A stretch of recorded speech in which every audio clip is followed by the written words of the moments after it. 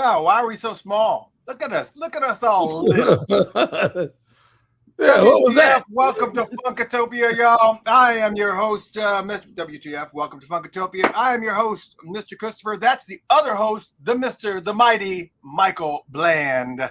What's up, man? What's up?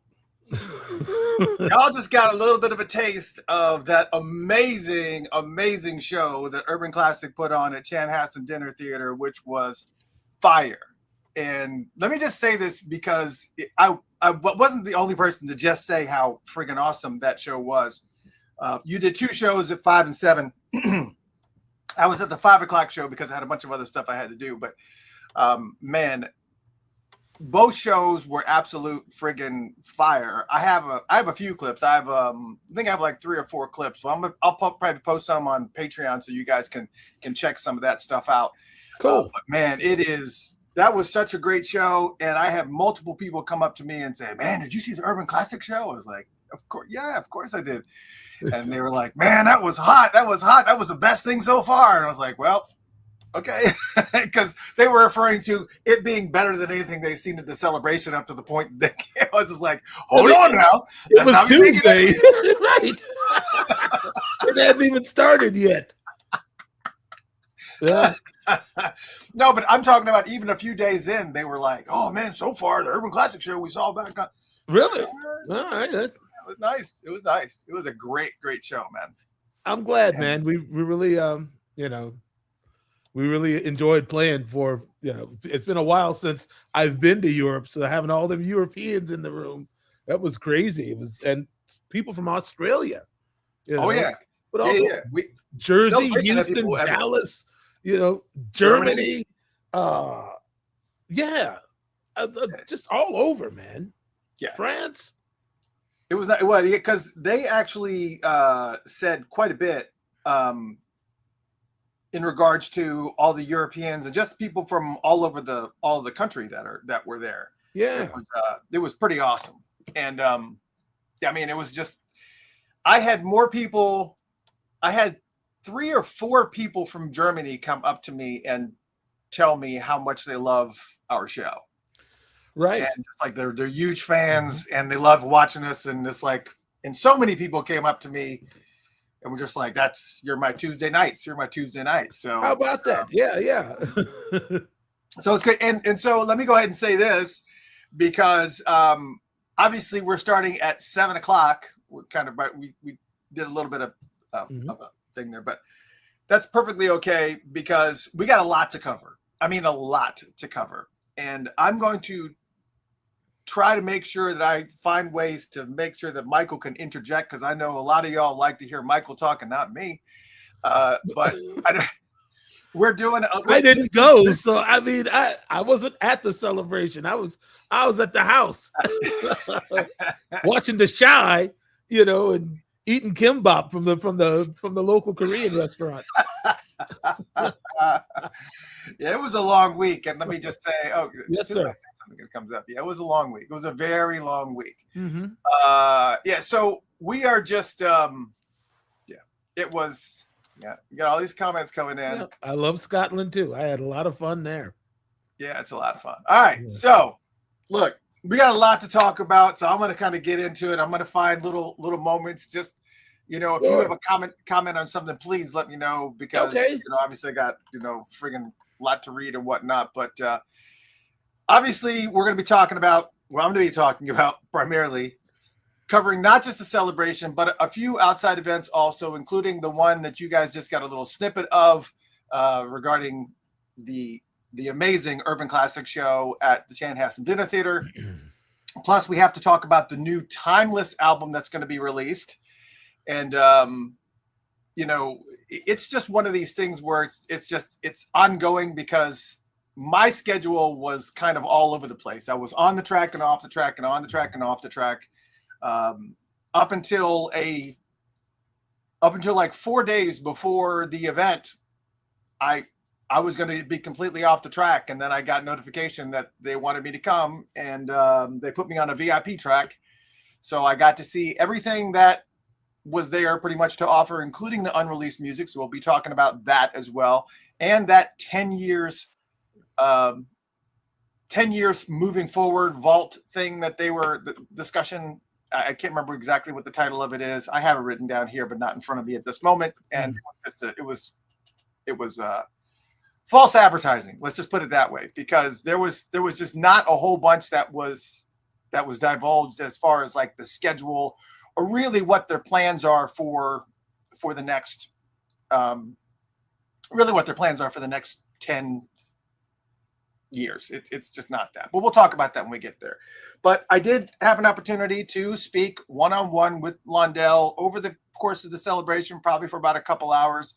Had some tough questions that I asked him, got some good nuggets of info for you, things that were not really discussed publicly. So I'll share some of those things with you as well. He did, there was the moments where he said off the record and on the record and all that. So, but my main discussion with him this year was on Saturday. So as we get to that in chronological order, we'll talk about that.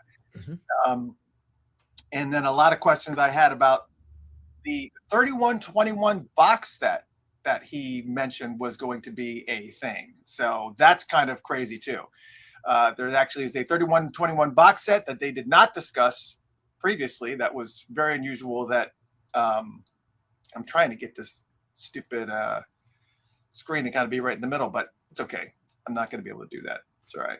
Which one are you working on here? Right now what I'm doing, I'm trying to make it so that I can see you, I can see the chat room, and I can also see my the primary discussion that I have, because I have to script a little bit of this, because if not, I get off track, and I already have.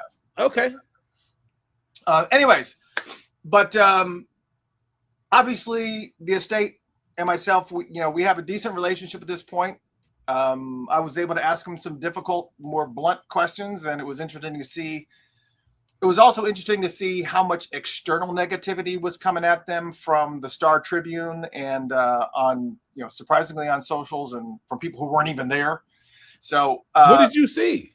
Well, there was a lot of chatter that was technically online. That was it was insanity. It was just people just tearing it. Well, they were mostly commenting on the track listing for the new album for Timeless, again, which we'll get into once we get there.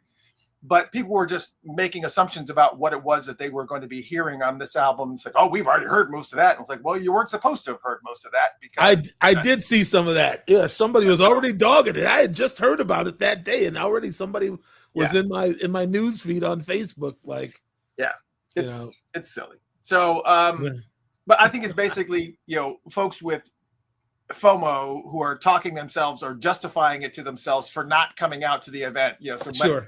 But most of the people that want to come to the celebration are just simply just not in a financial position, because a lot of folks are just simply priced out. It's not an inexpensive event. I mean, that has been said repeatedly. I try to look at it.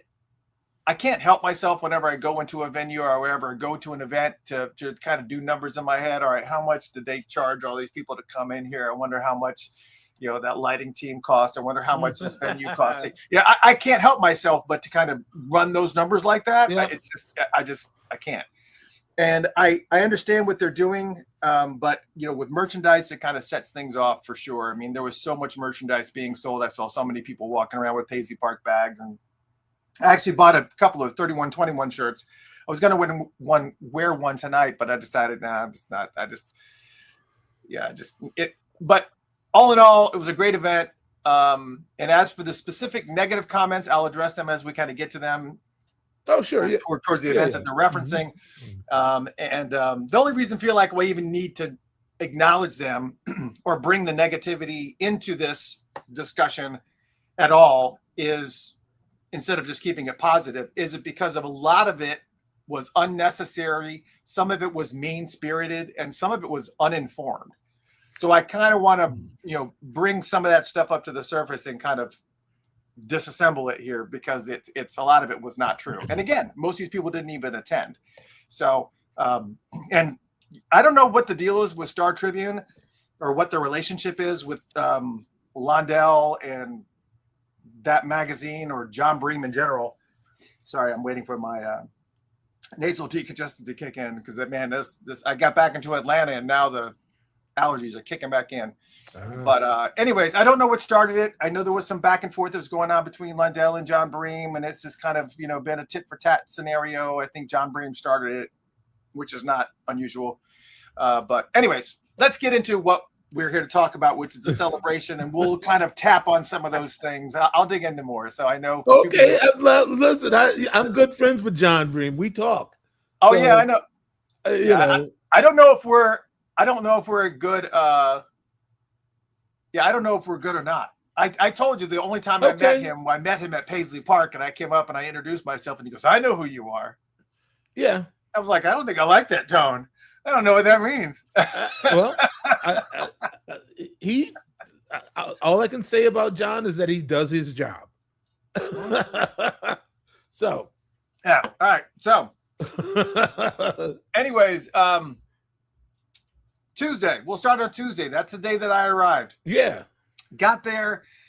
Didn't really have much to do. I tried to check into the hotel. They wouldn't let me check in first, so I had to wait until 3. So I went ahead and went into downtown, hit Cheapo Records, picked up a couple of CDs, picked up Black Joe Lewis, and who else did I pick up? Picked up a couple of really good CDs that I hadn't heard in a long time. And of course, what's really cool is that, when I was in downtown, you could see lots of signage all over the city. I mean, there's signages on the street lamps. There was just signage everywhere on the digital signage that you have over the streets and everywhere. It was pretty much everywhere. It was really good coverage. It was really good coverage. Mm-hmm. And of course, the only other thing I had to do at that point, once I kind of hung out there a little bit, was I went to Mall of America and grabbed pizza from that DeLeo's place in the mall, DeLeo Brothers or whatever it's called, and it's just really good pizza. And it's been consistent too. And then I went to the hotel and checked in, and of course, then got ready to come to your amazing show down there at the Chanhassen Dinner Theater, Urban Classic, played at 5 to 7. And if any of you guys got an opportunity to see Michael play at Chanhassen Dinner Theater, let us know. Give people the what's up. Let them know to come out and check this band out. You definitely come from the school of practice. Do not get on that stage unless that shit's right, type of thing. And that's, Sure. I mean, we all do. It's just a matter of, it's a matter of having time to prepare and having, proper vision and just understanding who you're working with. Yeah. It's, and all of your, they're consummate professionals. So it's just one of these shows. It's just a phenomenal show, front to back. And sure. And you guys got another show coming up here soon with Rufus and Shaka Khan. Not the actual band, obviously, but you're going to be performing. No, but Ash Smash is going to be doing her thing, I imagine. Oh, yeah. So When is that? That's going to be June 21st at a place called Crooners in Fridley, Minnesota. That's right. Next week, if we're on, I'll give you an asset to put up because we got a pretty good flyer for it. Oh yeah, sure. Yeah. I'm not sure. I'll have to verify, but I think Paul Peterson's going to be with us next week. Okay. So will be on, and then we can talk at that point. But we have a show with him on June 23rd for the Special Olympics. Actually. Nice. We're doing the music of Earth, Wind, and Fire for that show. Oh, okay. Very cool. So very good to see Paul. Fantastic. Urban Classic doing their thing. Actually, this is obviously when he's on the stage by himself, but that's okay. The schedule was packed. So I got the schedule for the celebration, and it's small print because I don't want to overwhelm you. You just need to look and see that is a full page thing, and it is just all small print, and it is just a packed schedule. Again, as I mentioned, I was on the VIP scenario, so it was definitely packed schedule. What I will tell you is that on my schedule, I was on, I guess, the gold schedule, and then there was another one that was the platinum schedule. So there's 2 VIP tracks, and for the gold one, we did the 60-minute guided tour first, and they've made a lot of additions to the Paisley Park tour. So if you have not had an opportunity to go to see the Paisley Park tour in the past couple of years, you need to check it out because there's a lot different. Yes, there's a lot the same, but there's a lot different. There's a lot of new videos. There's a lot of new footage. There's even an intro video when you first stand in the lobby. You know, when you first come in the door, there's a video that plays on the screen, and it is it's Prince talking about his career, and then it's actually narrated. I don't know if it's AI or not. Somebody said it was AI, but it's some lady's voice in like an English accent, and it's a new intro video, and it's really cool. So even before you even start to even walk Paisley Park, you kind of get a little bit of background, and it kind of takes it from there. And they kind of take you through, and there's a couple other videos as well that kind of talks about his career. They pull a lot from that. Remember that video that Prince did, the interview that Prince did with MTV? I guess it was around, it was actually not around, I have the date right here, October 27th, 1985, where he's sitting there in a long trench coat and he's surrounded by a bunch of people. They really utilized that particular interview like a lot. They popped that video here and there, like clips from that video a lot.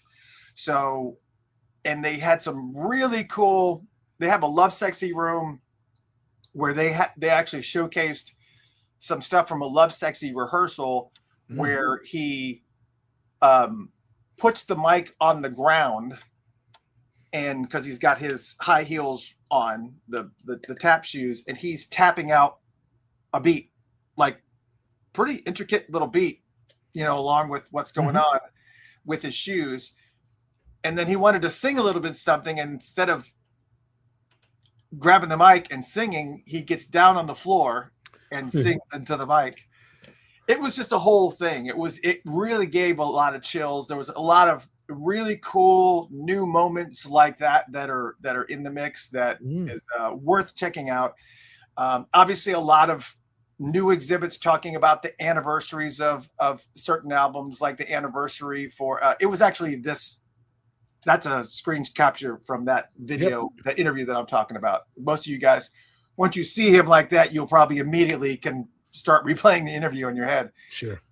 It was kind of unusual to see him in that format. I've never seen him do an interview like that ever again.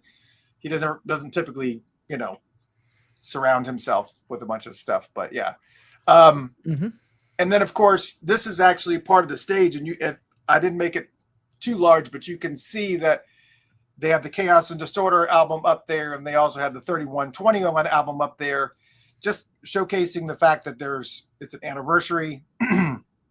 And you're welcome. I'll just say that you're welcome, because anybody that was at the celebration previously knows that, well, anybody who's watched this show for years preceding last year's celebration, I brought that up quite a bit, that they were missing major anniversaries. It was like, there are so many anniversaries that you guys have missed, like the 30th anniversary of this or 35th anniversary of that. It was like, well, how are these iconic timelines going by without any acknowledgement at all, or not even posting anything on your socials about it or anything? And Londell publicly got on my case and called me out like 2 or 3 times at the last year's vault session. And he says, and he was getting on my case for constantly bringing up the album anniversaries. And he says, you know, we can't celebrate all the anniversaries. It was Prince. I mean, every day is an anniversary. And I understand that. But, you know, some of these more iconic ones like the 30th and 35th and 25th, and I think those deserve to be, you know, put out front. So that's kind of, you know, what that was. So it was just really cool to see a lot of the new exhibits and stuff that they had in Paisley Park. So if you haven't been there in a year or two, you definitely want to check it out, because they made sure that these new pieces were in place before the whole crowd got there from all around the world to see this. So it was pretty dope. Then we went outside and we actually ate, and we had salmon. I didn't. It was not bad. It was salmon and pasta and asparagus, and you know, it was not a bad meal. It was pretty good VIP meal considering.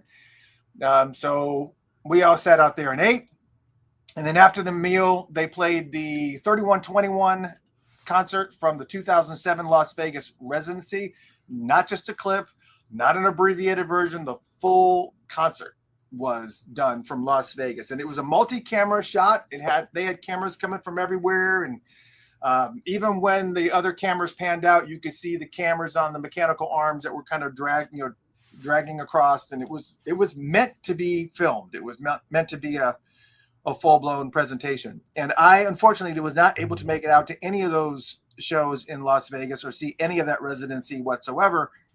But it does make me wonder how many of those shows are actually recorded to that extent, to that full-blown, there's cameras everywhere, because I don't know how many shows were done in Las Vegas. I don't know what the count is. Maybe somebody in the chat room knows what the count is, but I know there was like at least 20 shows, and that was with not just his regular appearances, but also the after parties and everything else. And he was just dropping into a restaurant, to play on a piano. There'd be a piano sitting in some, bar, and he would go in there and just start playing, so, but it was a good job. They took the footage. Actually, Charles Spicer actually took that footage and edited something together that was really, really cool. I mean, there was a few more things that could have been edited out.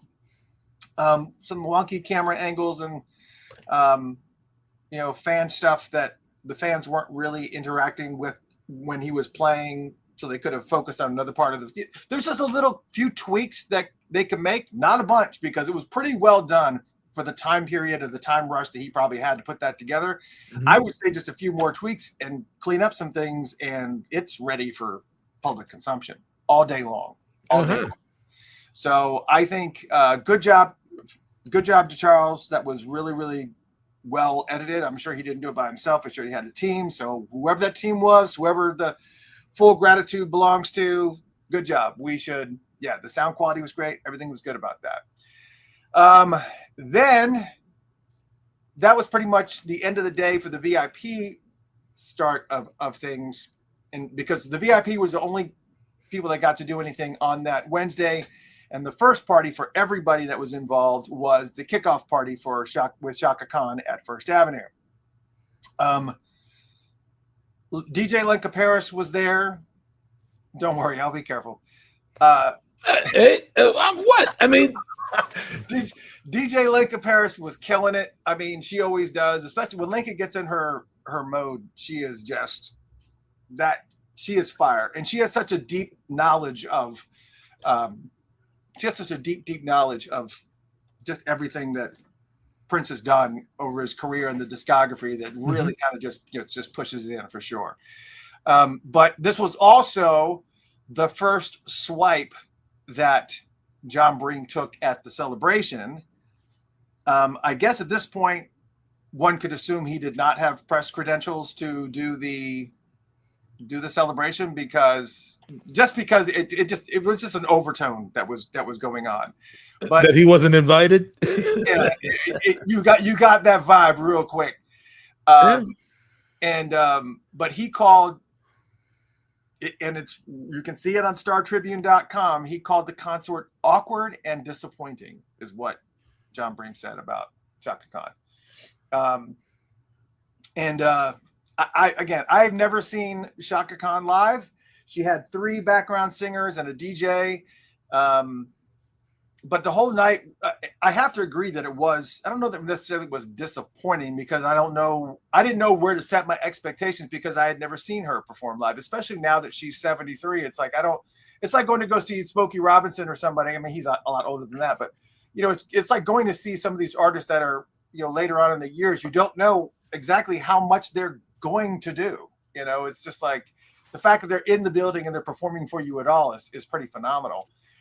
But Londell was in the process of talking, and she started walking on the stage before she was even introduced. So, it just kind of started off a little strange. But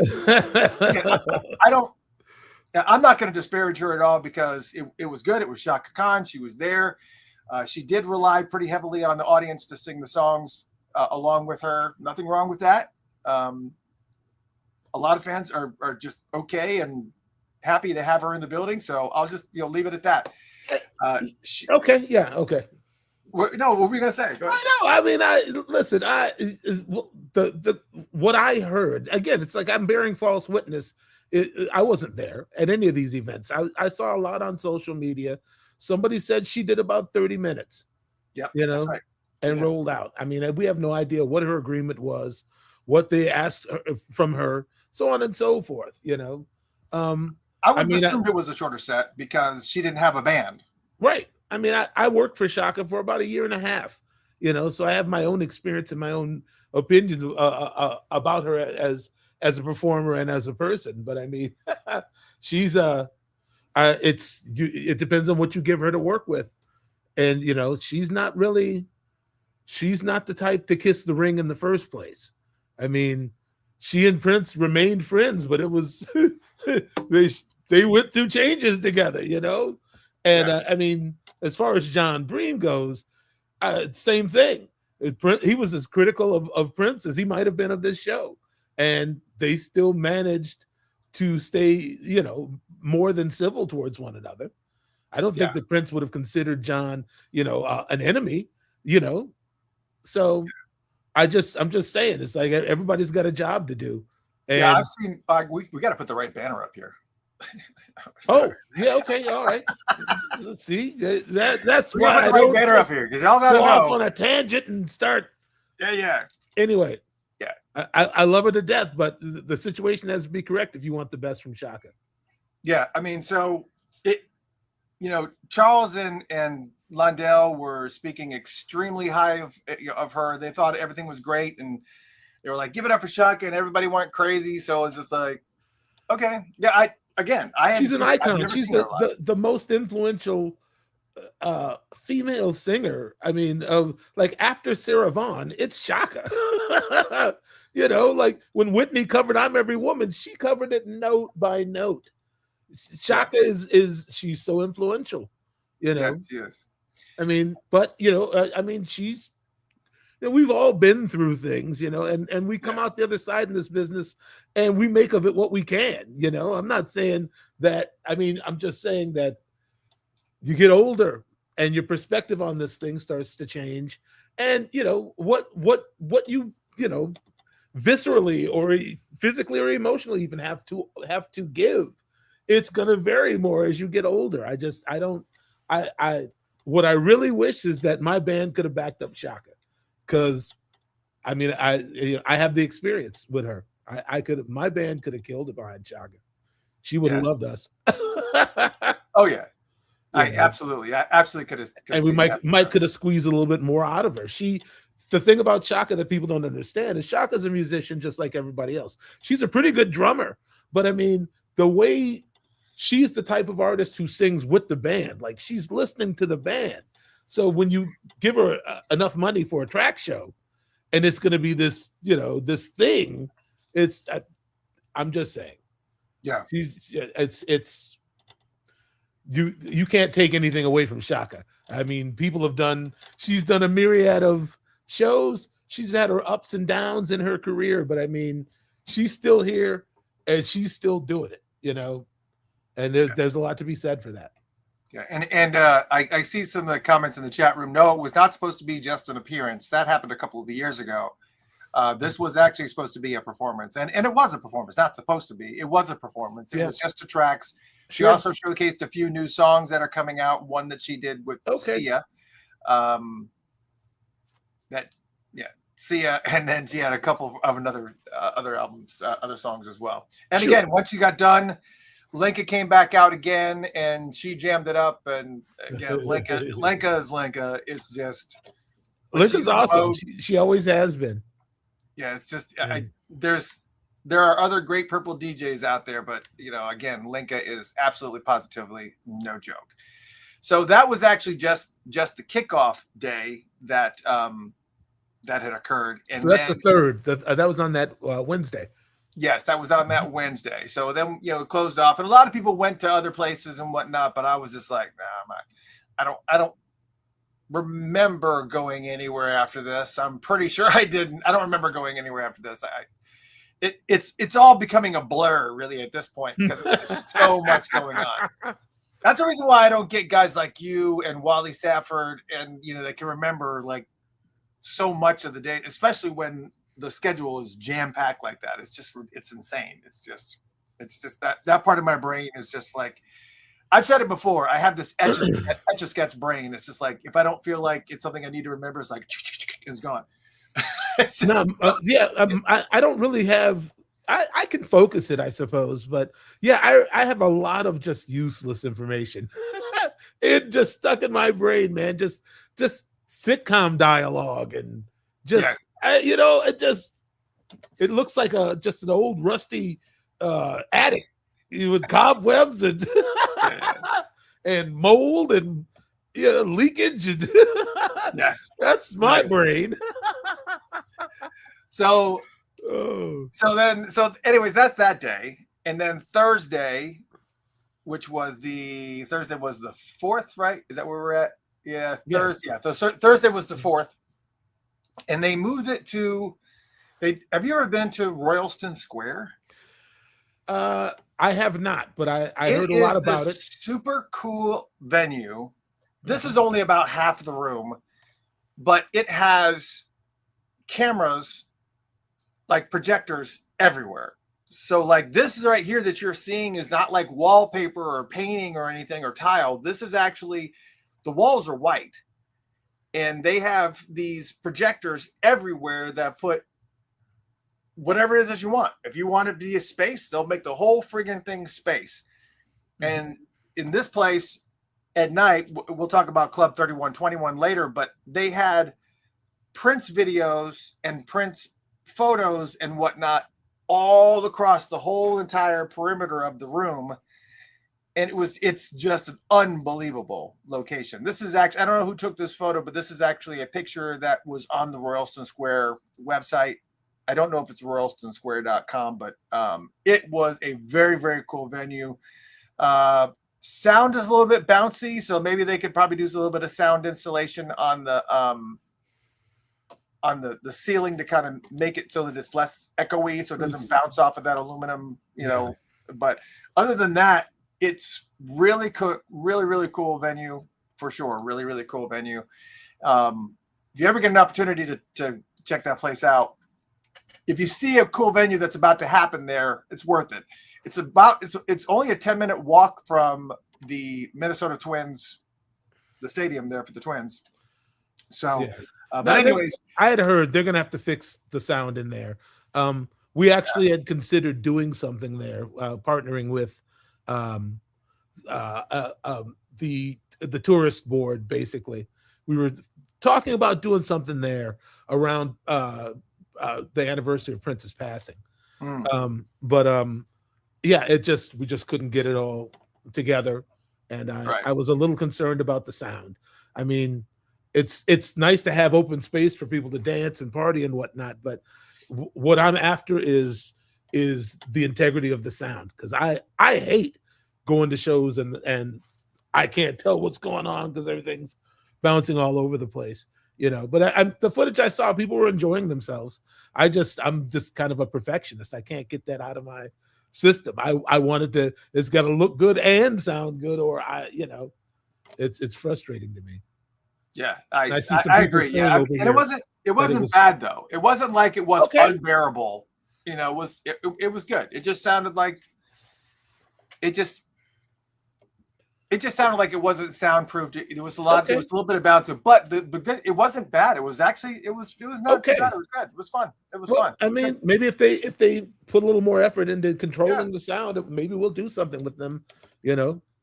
Yeah, I mean, it's a meeting space. It's a dance hall. It's a very versatile space.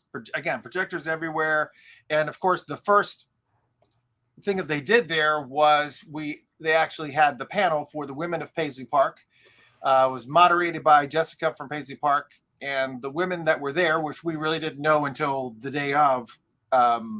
We actually didn't know. I didn't know. Maybe somebody else knew, but I didn't know until they were announcing them and bringing them out. And it was Ashley Tamar, Maya McLean, Cassandra O'Neill, and Lisa Coleman. So that was, but I mean, that's a good mix. That's a good mix of people from pretty much expanding his career. I mean, you've got it from you got the 80s, you got the 90s, you got the 2000s in there. I mean, it's pretty good representation of everything. But they were just asking some general questions, and essentially what I did is I didn't want to kind of have this be a scripted moment where I tell you what the question was and then tell you what each person said.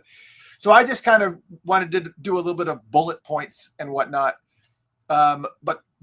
And whoever gave a interesting answer, I put here. So the first question they asked them was, why did Prince surround himself with women? That wasn't the first one. The first one, they said how they met Prince. And of course they gave their normal stories. You guys can look up those stories later.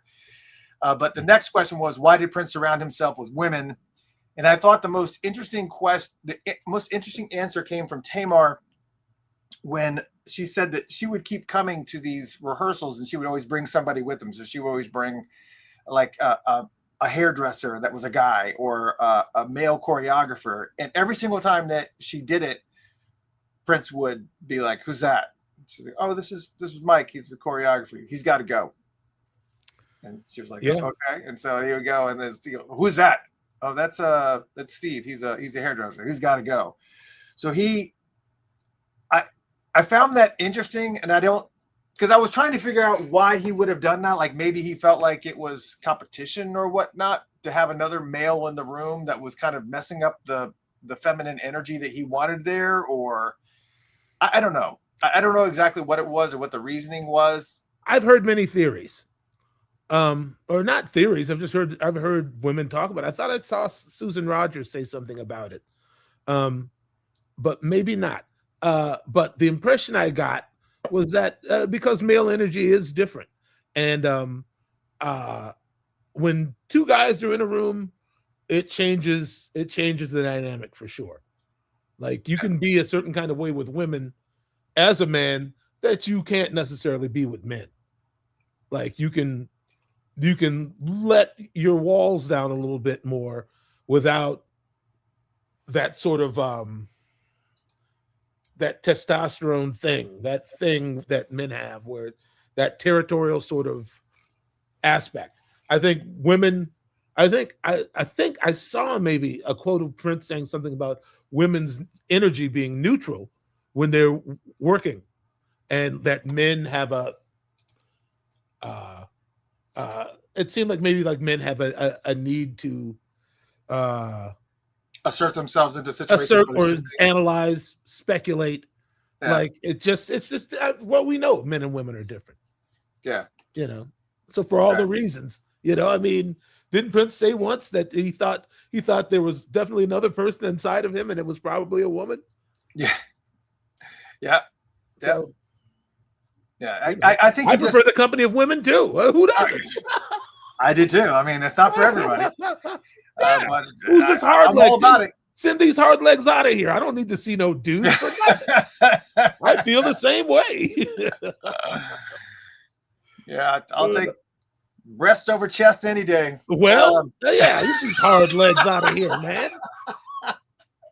Anyways, I'm not into sword fighting. Get out of here. Rabbit hole. Well, so the next question was, how did Prince push you to be a better musician? Lisa gave the best answer there. We said, Prince always used to say, "You're boring, Steve." Basically, you're not moving enough. You're not doing enough. You're boring me. But he did also tell her when she was giving that answer, she did also say that he told her that I could listen to your voice all day. I was like, man, to hear that from Prince has got to be like, woof.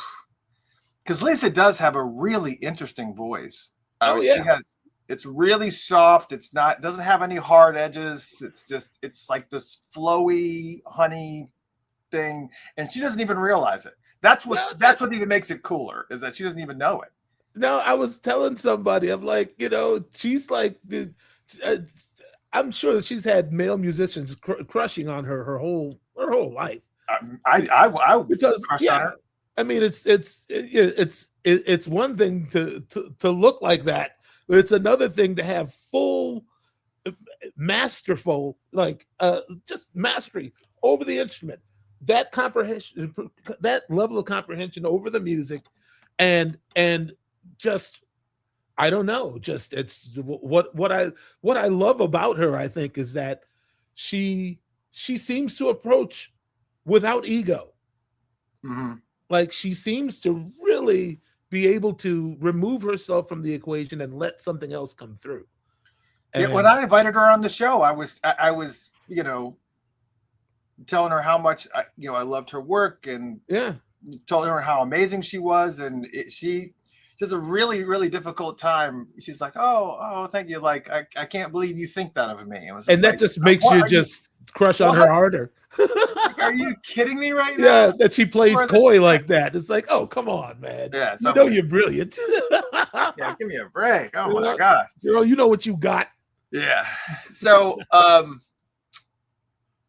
another question was, what do you want future generations to know about Prince? And pretty much all of them, Tamar, Maya, Cassandra, and Lisa, all pretty much agreed that he was a true gentleman. Like front to back, he was a true gentleman. He always put them before himself. He would be, this is Prince, and he's carrying their luggage and opening doors and just kind of being just the standard expectations that you would have of a gentleman. And when I heard that, the immediate thing I thought about was not the immediate thing, but as I was kind of pondering on it a little bit, the Netflix fiasco that happened, because it kind of lends itself a little bit of credence and structure to the decision that the estate made to kind of kibosh that, because I can imagine the estate did not want stories like the Jill Jones story and stuff that whatever she had to say tarnish who he was as a person, just because based simply on a moment. You know what I mean? When you're a star of that magnitude and your emotions are running high and your schedule was like our schedule, like this past week, but like all the time, every single week. And there's going to be plenty of times where you're like running on empty, and we've all had those moments. We've all had those moments where somebody pushed us just a little too far, and you overreact, or you say something, or I don't never really physically hit anybody, but like that. But I mean, assuming it's true. But I'm just saying is that we all have moments that we regret, that were just in the heat of a moment, or just, there was other things that kind of added to it. It wasn't just that moment. It was this too, and then this too, and then this Sure. too. And It's usually a compilation of things. Once somebody is at the point of right. full aggression, listen, and I will say this also. I can't remember who said it. I think it was Mike Wallace. I was watching a documentary on Mike Wallace from 60 Minutes. And he said something like, he said, you show me a person with no temperament and I'll show you a person with no talent. So, wow. You know what I'm saying? It's like there is a temperament that goes with artistic people. They're very, because you're dealing with your emotions all the time. If you're in the arts, it's a holistic situation. Your mind, your body, your spirit, it's all involved in it, Yeah. It's a lot. Yeah, it's a lot to hold and to transmit and to, collate. And then when you're doing it with other people, it's like there's the frustration of trying to share your vision. But I mean, also it's the interpersonal relationships with people. It's like it's a lot. Yeah, but I mean, and if you have those types of moments in the middle of all of that, those moments shouldn't define who you are. That's right, because everybody, we've all gone too far. Oh, absolutely. Yeah, multiple times. Oh yeah. So yeah, it's But anyways, but a little so at this point goes a long way. At this point, Maya had to leave before the audience Q&A because she was actually performing at the Armory, so they were having rehearsals. So she split. I mean, Lisa was in that performance too, but I guess Maya's part is definitely more intricate as far as the choreography and stuff than simply just coming out and just playing keyboards for songs that you've played all your life. So she had to go and do her thing. And let me just say this, because I don't think I have this in my notes anywhere, but every single time that the twins performed, regardless of where it was, they killed it. It was unbelievable. It's like everything was just perfectly choreographed the whole entire time. Maya and Nandy did an amazing job. So if I somehow happened to skip over that thought, I wanted to go ahead and get it out. But anyway, so Maya had to leave, and then they gave the audience some time to ask some questions. And Lisa was asked to about what her feelings were regarding the reaction that they got during the Rolling Stones concert, opening for the Rolling Stones. Oh, sure. And for new Prince fans, or for new folks here who don't know that story, Prince famously opened for the Rolling Stones, and this was obviously many, very, very early in the career. And the Rolling Stones fans did not like it at all. And I can't remember who it was. It was like a wealth of artists that he should not have been playing with, like George Thorogood and Jay Giles and Rolling Stones. And then Prince was in the middle of all. I was just like, that can't work. Well, here's the thing, though, is because what I understand was that was a Bill Graham thing. And yes, I mean, we all know that Mick Jagger was way into Prince, and he was the one who asked Prince to do it. Now, Bill Graham was a famous concert promoter from out west, like the Fillmore, all the Fillmore stuff. He always put different bands on acts together, or different bands on bills together. I'm sorry. I had heard notoriously he booked Steve Miller and Miles Davis on the same date one time. And Steve Miller had like the #1 record in the country. And Miles was like, there's no way I'm going on in front of him. I'm Miles Davis. I don't care what your chart position is. So Steve Miller had to open for Miles Davis that night, Wow. So, I mean, I think things had been a lot more like that up until that point. But I mean, also the Stones fans are notorious for just hating everybody. Yeah, but she did say, hey, it was a mix of bravery and stupidity. Oh yeah. She goes, they were throwing chicken, which I still don't understand. I still don't understand why you bring chicken to a show. Well, Bobby said it was like it's like the when they got back on the tour, because they left and they went back out. And Bobby said it was almost like people brought things to throw. Yeah. He said a package like went over his cymbals and hit Charlie Watts' riser, and it hit the ground and it opened up and it was meat. It was just raw meat. That's just insane. So there you go. Chicken. So she talked about that, and she was just basically saying, again, there was a mix of bravery and stupidity, but she finished it by saying, "But we won, didn't we?" And everybody went crazy. So we won. That's right, and that's what it is. It's you can't be faint of heart, man. No. Music is a lot like love. Like, if you go for it, and if you're not, then just stay out of it. And then to close that section, they asked what each of them were doing as far as their newest projects were concerned. Tamar is working in TV film, I guess following the Wendy and Lisa template. That's kind of what they're doing, TV, movies, whatever else. Mm-hmm. She's also got some new music coming, and she's working on a project with Stuart Copeland. So, oh wow, she's been touring on and off with Stuart for a while. Let's see if we can get him on the show, man. Oh yeah, I've been asking, dude. I called Tamar and I said, Tamar, you have to get me in touch with Stuart, because I want Stuart and Michael Bland in the same room. I got so much to say to Stuart Copeland. Are you kidding me, man? I will just sit back with my drink and just let y'all go. That's exactly how that show would happen. Dude. Yeah. Oh, I love Stuart Copeland. It was Me too. That was the first. The Police were the first concert that I ever saw by myself, like alone to a major concert, not like with somebody. It wasn't the first concert I ever saw, but the first concert that I went to by myself was the Synchronicity tour. It was friggin' amazing. And the Fix on the Reach the Beach tour. Wow. They were opening. I'll tell you this. The Police back in like 1979 or 1980, they were touring the United States with XTC. Hold on. God.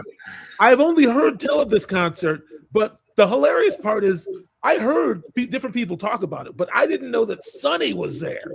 Sonny saw the Police and XTC. He said, the police were bad, man, but that other band, they whooped the police up, man. He said XTC kicked the police, kicked their butts. Yeah, I've XTC is obviously we've geeked out on XTC before. Oh, yeah. Not the drug. There's a band named XTC. But Andy Partridge. It was Sonny telling the story was cracking me up. I'm like, what were you doing at that concert, Sonny? Well, and the lead singer, I think we're going down a rabbit hole. Sorry, folks. But the lead singer for XTC, Andy Partridge, I heard that they had to stop touring because he just had just all of a sudden just started becoming overwhelmed with stage fright. Like he didn't want to, he couldn't do it anymore. Yeah. Which is just, wow, that's crazy. Yeah, it is. Anyways, yeah, XTC, great band. What, for those who are going, man, I've never checked out that band. What album should we tell them to get? Listen, I mean, you can't lose it. Black Sea, Drums and Wires. The big one is Skylarking, right? Skylarking that's the one that had "Dear God, sorry." Yes, that was their big break in the States, I think. And Oranges and Lemons had a. That was a good song. My favorite album is probably Big Express. I love Big Express. Oh wow!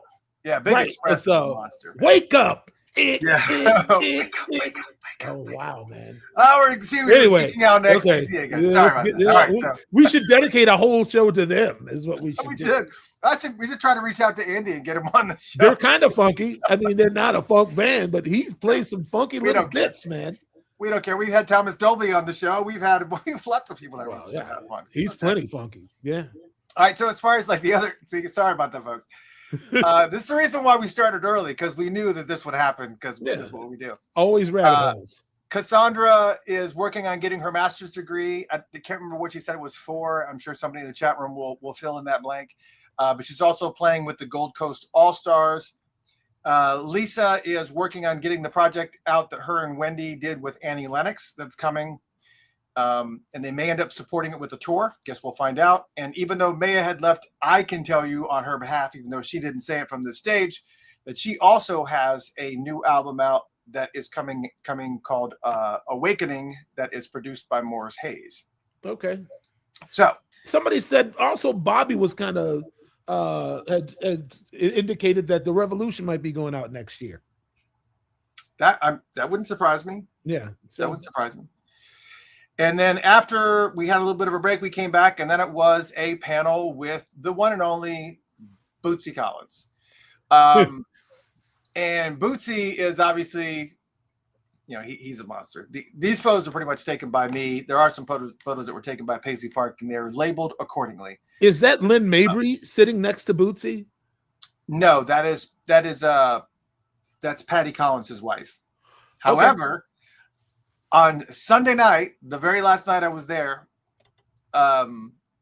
Sheila E. played at Maite's Live for Love event, and Lynn Mabry was one of her background singers. Yeah, I saw that. And she has been. She has been for a while. Okay, I did not know that. But but for those that don't know who Lynn Mabry is, Lord.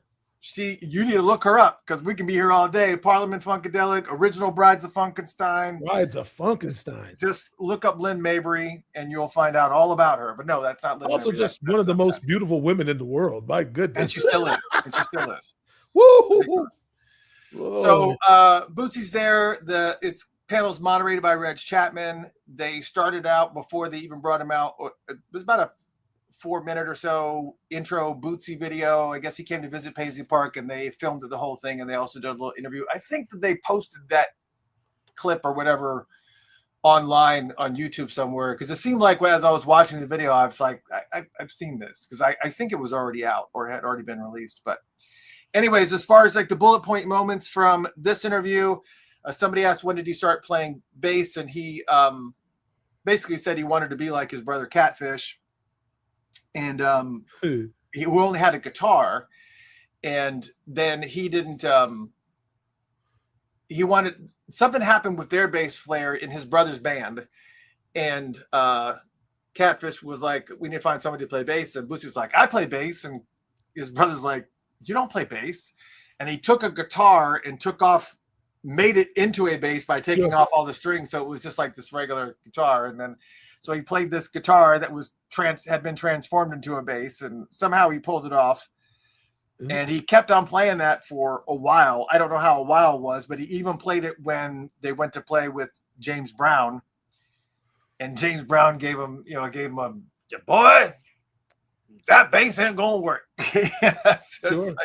It just bought him a brand new bass or whatever. And I don't know if he threw it away or what happened to it, but I can't remember what the end of the story was. But anyways, he also told a story about that they always go see the Ohio players every Monday night at this place called Babe Baker's. And he said no one would dance because everyone there were pretty much just all musicians that were just watching them and absorbing them and just taking in everything that they were doing. He would watch their bass player and said, I got to do that, but I got to do more on top of that. Yeah. And then he eventually came up with the idea for the space bass, the star-shaped bass. And he told a story about trying to find anybody, that would make this idea that he had in his head. And everybody was like, no, it's not going to work. No, there's no way that could work. The wood wouldn't sound right. It's everything's just going to be different. And then one day the universe told him to walk into some accordion studio or accordion store in Detroit. And the owner said that, yeah, I've got this guy in the back that could probably do it. It was a guy named Larry Pless. And he was the one who took it upon himself to create that bass, and it became the iconic bass that we all know and love and watch see him play. Yeah. He got his fashion sense from Jimi Hendrix, apparently, from what he said. Mm-hmm. He said he loved the fact that he could wear different colors that didn't even match, and it was okay. Yeah. He just didn't. He said he didn't care what people thought. He just wanted to see what he could get away with, and apparently, Bootsy and Dion, I'm just reading off bullet points here. Bootsy and Dionne Warwick are working together on a track at Paisley Park. So that's pretty interesting to see what's going on with that.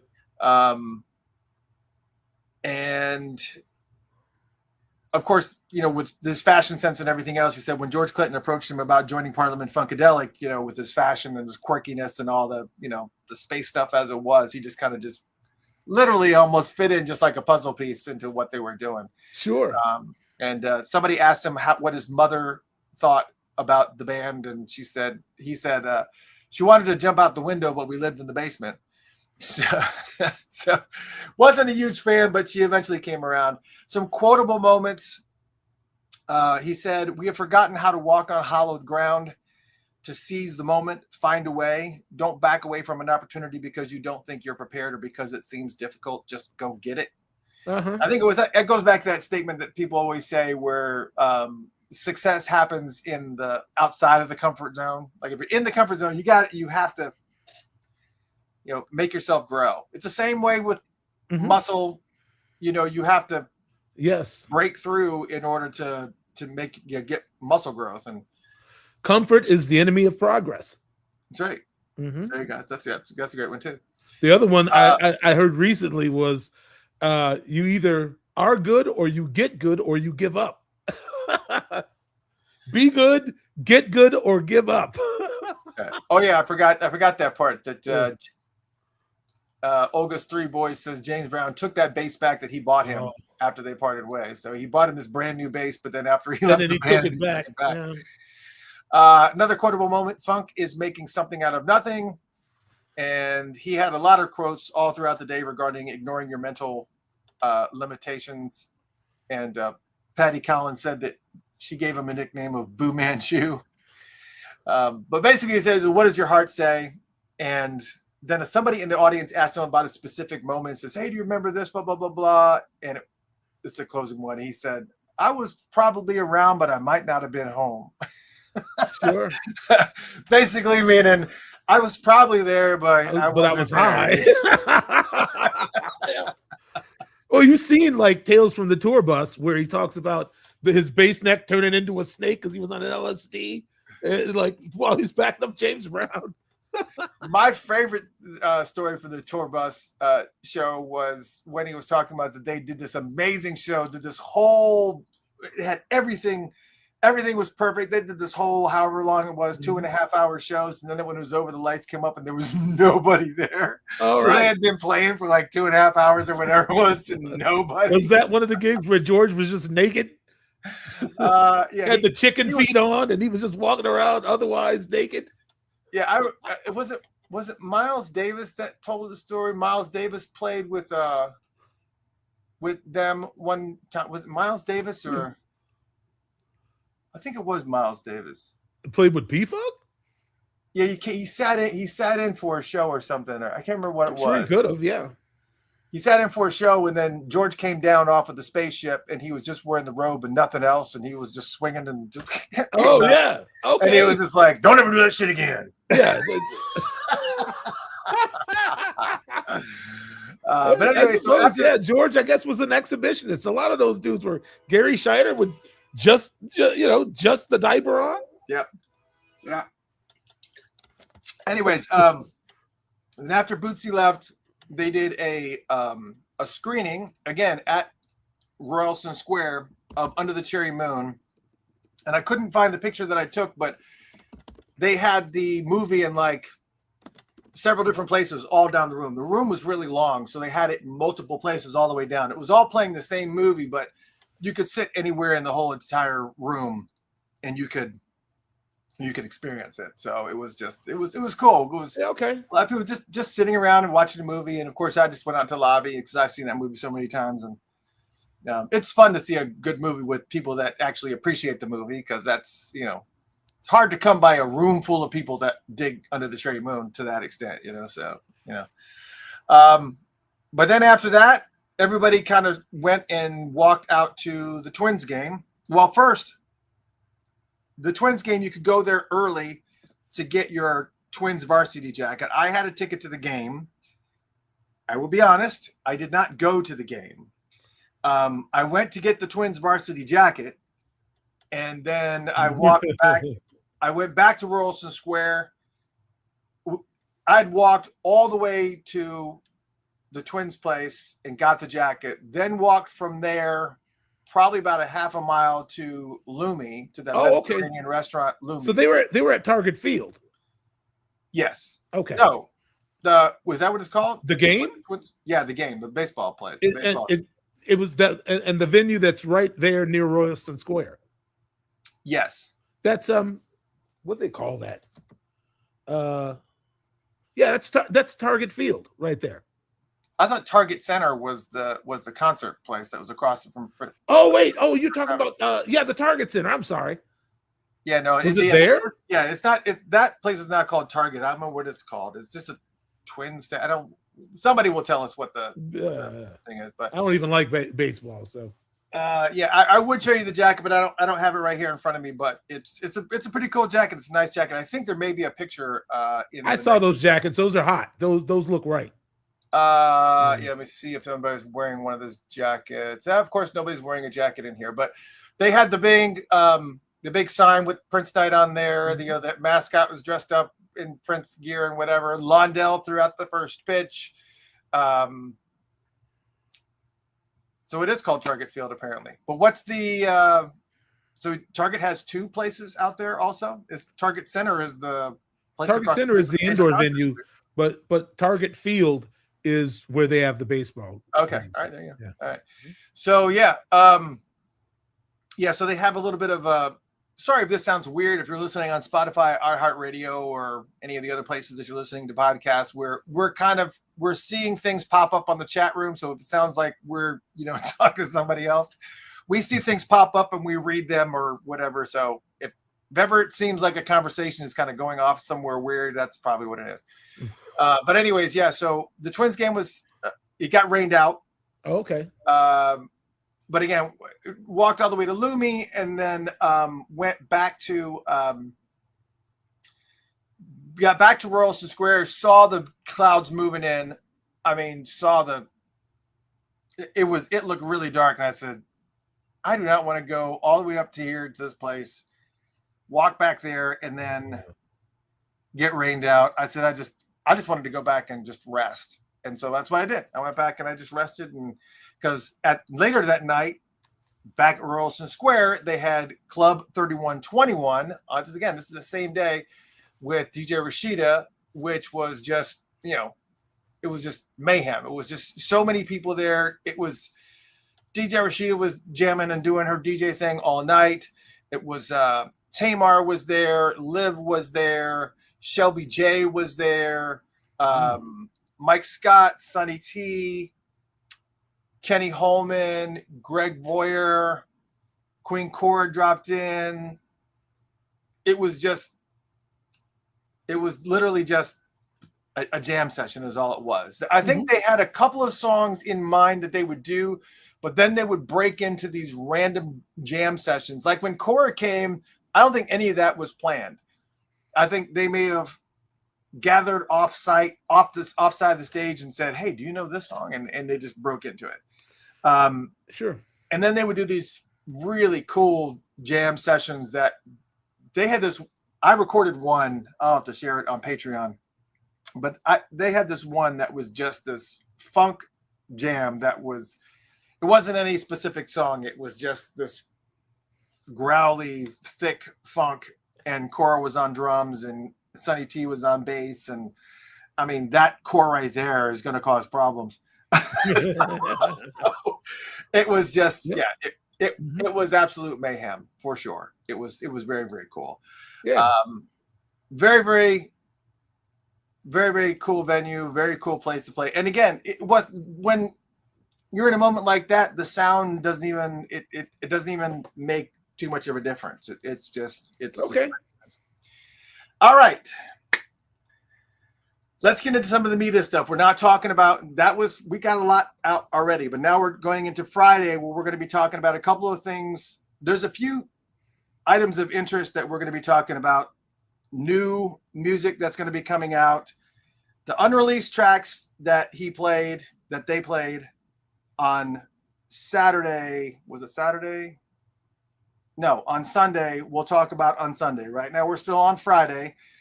Good thing it's structured this way because I know a lot of people are still filing in. A lot of people are still coming in, and it's that number times 3 is how many people are sitting in this mix. But so first off, the panel was called on Friday. The first panel was called The Vault, the Next 10 Years. It's going to be the Hyatt Regency. A little bit of false advertising. I'll go ahead and say that now because they really didn't talk too much about anything like release-wise. They're kind of still in a little bit of defensive position because right before this meeting,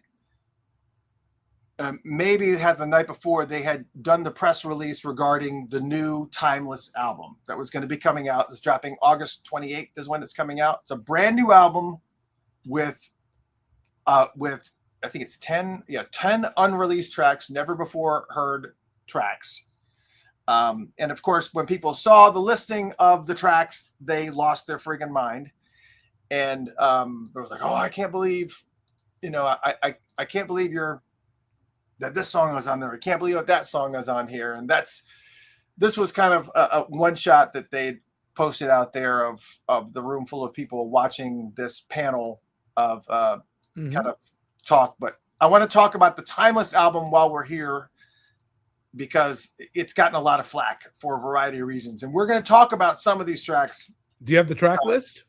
I do have the track list. I'm going to not to share here, but actually one of which I think, trying to think which one it was that, in the unreleased tracks, I played a couple, I think that you're on, but you may be on some of these. I don't know. Not the first two. So the track list for Timeless, and this is the album cover, by the way. There's a lot of flack about the album cover, but I think it's fine. I think it's great. Tora Borealis is the one that did the design for this. He actually did a bunch of different things, and that was the one that they chose out of some of the selections that. What's wrong with it? And Tora is the one that does the Funkatopia intro. So that intro video that we have at the beginning of all of our shows, that's Tora. So people don't like they don't like what it looks like? I guess they don't like what there's been some negative flack. I don't see it. And I guess that's definitely not the consensus because I saw people buying the t-shirts and wearing his t-shirts and and Tora was there. I was talking to him and he was like, it's really weird watching people walk around with your, I'll bet with the album cover that you created. It's a cover. I mean, what is there to complain about? I think it's great. I think it's great. Yeah. But the track list is, I'm just going to read the names of the songs. Okay, so you're not just going to flip this around and it's going to. Yeah, no, I wish I could, but they don't. I don't know they have. But basically, it's I Am You, Tick Tick Bang. We'll talk about that later. We'll talk about I Am You later too. Heaven, I Wonder. That's kind of been out in the bootleg world for a while, but it just might not be the same. With This Tear, which has already been released, it's already out there. Stone. Yeah. Oh, by the way, that's me on with This Tear. My friend John Fields, who's kind of a famous record producer, he's like, dude, they didn't get the credits right on this. I know that's you playing. I was like, what is it? And then he sent me, and it was basically with This Tear. I don't know how I got left off, but if you could fix that, anybody who happens to be in this chat looking around, that'd be nice. That's worth a check. Yeah, I mean, for sure. Yeah. But I don't know. I haven't heard I don't remember if I remember drums on it or not. But anyways, With This Tear, Stone, which was released last week. Calabama, which was previewed last year. That was one of the tracks that the VIP and the listening folks got to hear last year. I wasn't there VIP last year. I was just GA last year. The Guilty Ones, which we'll talk about a little bit later. A song called Bestest Friend. And I have no information on that whatsoever. And then a track from the Prince Piano on a Microphone tour at the Paisley Park show that happened, I guess, in January of that year, 2016, of How Come You Don't Call Me Anymore, live. Okay. So none of those had really been heard before. Again, I like the cover. I don't have any problems with it. I don't know. It's basically a variant on the shot from Hop's Farm. Sure. I just saw in the comments, they want to see Prince. They don't want to see a silhouette.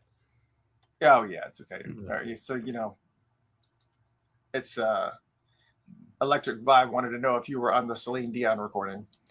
Not sure if I've ever heard hers. Yeah, the Bestest Friend one. Lisa says Bestest Friend is the only unheard track, right? No, all of them are unheard. None of these tracks have ever been heard before, minus the ones they've already dropped off this album, which are With This Tear and Stone, which they dropped. I Am You, nobody's heard that yet. Tick Tick Bang, you think you know it, you do not, because we heard it, and I'll talk about it when we get to Sunday. I've tried to tell people this before. Almost every song, there's an alternate version. These titles are just titles. I mean, in some cases, but Prince, Mobeen Azar from the BBC interviewed me once. He asked me, what if I could go into the vault? What would I find there? And I said, what you'll discover is that there are versions of these songs. Prince, the one that you know is not necessarily like, it could be the third or fourth, experiment with a particular song. Sometimes he would record like a more electronic version and one where he used more like live actual instruments. Right. He was always kind of pushing things forward in only a way that you could understand if you could witness his process. Yeah, I can't remember who said it. Now I think I may have written it down, but somebody during this celebration that was speaking from one of the panels said that Prince would have like 20 different versions of a song. Yes, Tick Tick Bang is one of these things. Tick Tick Bang is not anything like the version that you heard on Graffiti Bridge. Sure. And it's not like that one from 1981 that has been out in the bootlegger universe. That new wavy version, right? If it was similar to either of those, it would be more similar to the 1981. But what they played us was very raucous, very rock, had extra guitar tracks. There wasn't that sparse. It wasn't. That may have been happening in the background, but it wasn't like that. It wasn't that punk rock type of. It was a rock track, and it didn't even sound like Tick Tick Bang until you heard him say it. Until you heard him say the word Tick Tick Bang. Oh, okay. Mm-hmm. Yeah. Let me just say, so when people read these titles and they just kind of get all bent out of shape, it's like, oh, this is not timeless. This is worthless. That was what the same people are saying. It was like, you haven't even heard it yet. Yeah, you have no idea With Prince, there is no way to speculate. I mean, you can speculate, but there's no way to know. Yeah, it's just ridiculous. It's just ridiculous. So I'm looking forward to it. It's going to be a great, again, and I'm not even going to comment on the cover anymore. I'm biased because Tori is a great artist, and if this is what they felt like it was going to be the best, it was great. And yeah, it's your show. You can have biases. Yeah, sure. Well, I guess so. Seems like sometimes I'm not allowed. Just saying. So again, let me I wanted to say what was I think I talked about all this stuff. So I want to kind of, as far as Thomas is concerned, just wait to hear it till later, because you simply just don't know what you just don't know. It's just so very, very, very different. But I want to talk about the bootleggers for just a second. Because first off, for some reason, people in the estate or primary wave, I've heard, think that I'm a bootlegger or something. Just because one show I mentioned that I had a recorder on my knee and I was recording the show for reference so that I would remember the set list. I wasn't recording the show to re-listen to it or, other than just for a reference sake. And that was it.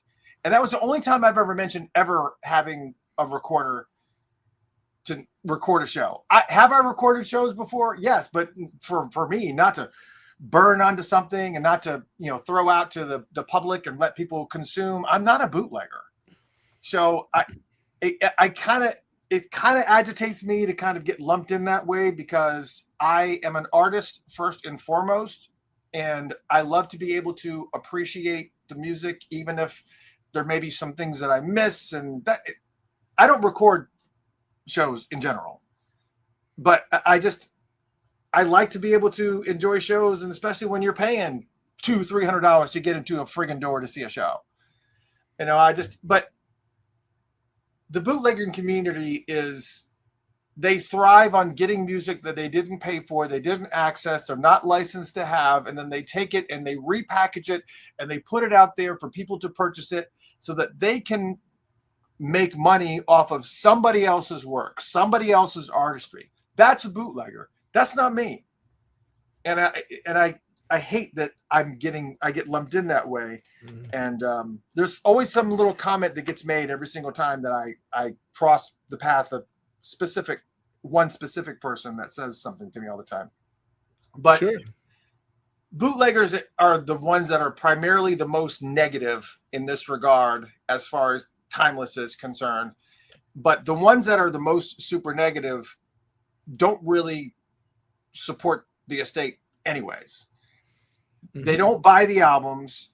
When the albums come out, they get the files from somebody else, and they have no intention of actually buying it. They don't come to the celebrations, just et cetera, et cetera. They just add no value to the situation, no value to the artistry. And unless you're a type of band that likes that kind of thing and thrives on that, and that's your marketing, like I know Grateful Dead, they encourage it. They're like, yeah, come on, record it. I don't care. Lettuce, yeah, come on, record it. I don't care. John Mayer, Dave Matthews Band. There's like a whole bunch of bands out there that love it when you come out to the shows and record it, because they want you to record it, because then you're going to share it with your friends, and then you're going to come to a show later, and then you're going to buy an album. So there's a way to be able to embrace it. But for those types of artists, I feel like Prince should have been really, really comfortable in the bootlegging community, because he had that wealth of material that would allow you to be able to kind of, take control of that. I mean, what was considered viral marketing back then. I mean, viral marketing means something different now, but that's essentially what it was back in the day. He definitely could have benefited, and he did benefit from it, to be totally honest, even though he didn't want to have anything to do with it. And he didn't want to participate in it actively, knowingly. The bootleg market really kind of did do a lot for his not persona, mystique. You know what I'm saying? It's like, sure. It's kind of created a mystique, is basically what it did. But he didn't want it He didn't want people to bootleg his shows. He didn't want people to do those things. So in respect for what the artist wishes, you simply just don't do it. And when these people do it, when the artist specifically and very sternly says, no, don't do it, you kind of fly directly in the face of what the estate is trying to do and what Prince himself was trying to do. And, and it just doesn't do anything for him. And when you, especially when you start making these negative comments and taking things out of context, as far as like the Timeless album, they were making all these assumptions about what the song sounded like and what this was. And, oh, this has been in the bootlegging community. It's just a bunch of misinformation, a bunch of lies. It's overwhelming. It really is. And it's really, I think what's interesting to me, and I'm sorry I'm going down this rabbit hole, but it's a weird dynamic to me when you don't contribute anything at all. Thieves in the temple, I guess, per se, making demands and being like, I can't believe this is what we get for free. Harumph. It's preposterous, It's silly. Well, So you know how many times I've said it on this show. The Prince fans, if you're a real fan, you've been spoiled. You have all sorts of stuff at your disposal you were never supposed to get your hands on, and you yet complain. He's in the pine box, and they still complain. Yeah, it's crazy. They will never be satisfied, and I guess if that's the case, so be it. But it's if you don't have any sense of what it takes to actually release music, it's not as simple as just let it out. Yeah, there's all sorts of red tape. Yeah, we'll talk a little bit about that too, because that's when when I can weave back into the panel, if I can get out of this rabbit hole. But okay, let me know if you need help. Because of you, I'm not saying that you took. I went down this hole, so we're fine. It's your show. You can go down whatever hole you want. Yay! Listen. I'm not going to say that I don't align. I don't understand the frustrations about the lack of the release material. And okay, I'll just go ahead and do this. I asked one of the questions that I asked. We were having a one-on-one meeting. I had to leave Maya's Awakening event on Saturday in the middle of it to meet with Londell, and we had a one-on-one meeting. And I asked him a very direct question regarding the release material. I said, and I tried to phrase it in a way that I said, here's what I said. I said, what advantages did Comerica have that allowed them to release so much material in a 5 to 6 year period compared to what you have released in this smaller window? Why aren't you able to do the same volume of releases that they have? Okay. And I could tell that he wanted to crash out. He wasn't a fan of the question. Yeah, he wanted. let's just leave it there. But I mean, if I have an opportunity to be able to ask the question, I'm going to ask it, because that's the main thing that everybody kept asking me, is like, well, they were able to release all this material. How come they only did this? So I was not writing down things because I wanted him to kind of feel a little bit more free in the conversation. I just wanted to be more engaged in the conversation and not be like, I didn't want to do all that. Did he answer? He did answer. Did he give you like a constructive answer? Oh, yeah. Okay. I'm going to paraphrase here a little, because I know I understand that it was a loaded question that he probably didn't expect me to ask, but I asked it anyways. And he essentially said that a lot of what was there that they grabbed was pretty much already done. They just there was a bunch of material that they had already worked on, that was already mastered, and there was a bunch of things that they had just grabbed, and it was just, they just snatched it up and jammed it into box sets. And while it certainly gave people what they wanted, it was kind of like it was a fire hose approach. And Londell felt that it was irresponsible to kind of release that much music all at once. And I have to say, that while I love getting that volume of music, we all did. I would agree that there are some things on those box sets that probably shouldn't be there. I'm trying to think of specific instances, but there's like songs that are on Sign of the Times that shouldn't be on Sign of the Times. They should have been on a Parade box set. There's stuff that should be on this. You know, that one should have been on Purple Rain. That should have been on Purple Rain. That should have, maybe you should have pushed that back to like the 1999 box set. When there's like a bunch of haphazard things, and as far as the songs that they selected, I'm not saying it wasn't a very well put together. They weren't very well together box sets, but it was a lot. And there is so much stuff on those box sets that, I mean, a lot of people ran out and got those box sets and still haven't listened to everything that was on there. Still aren't really familiar with the dozens of tracks that are on those box sets, that it's almost to the point where it's overwhelming. I mean, it's like encyclopedic, the volume, that's how you pronounce that word. It's encyclopedic, the volume of music that is on there. I mean, I'm not going to pull one of these box sets because I have all of them, but there are so many songs that are on there. You can't even, you have to like set aside like a month to really sit down and appreciate everything that's on these. It's insane. And I did that myself. I mean, I mustered through the songs and a couple of times, and of course I have them on, we have them on the radio station because we pay, if I'm paying those global music rights license for Prince's discography, I'm going to put those on there. But you listen to them all and then you go, oh, that was great. That was awesome. Next.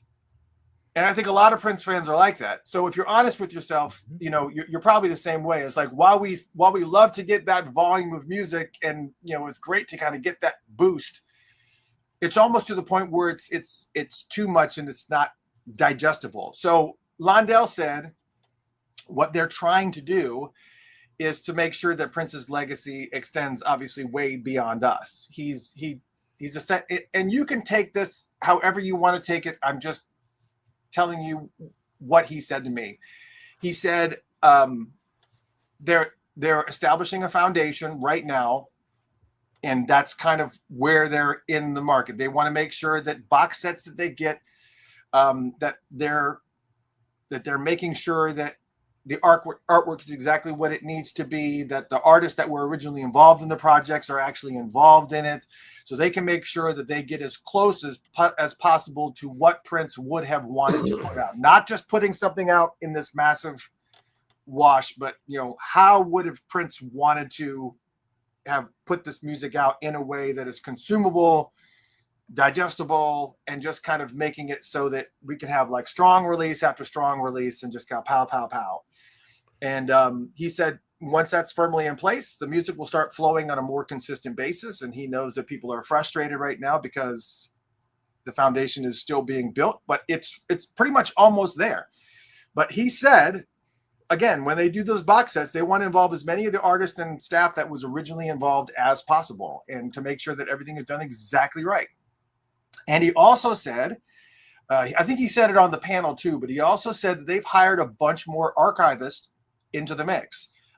He said it to me during the one-on-one, but I don't know if he also said it on the panel as well.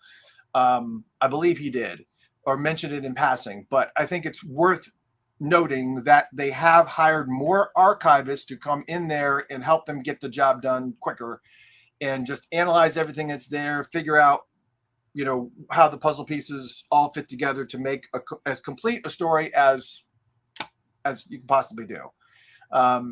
And just want to get a more accurate picture of the music and the timeline around it. So basically, we got spoiled for sure. We absolutely did, but there's more coming.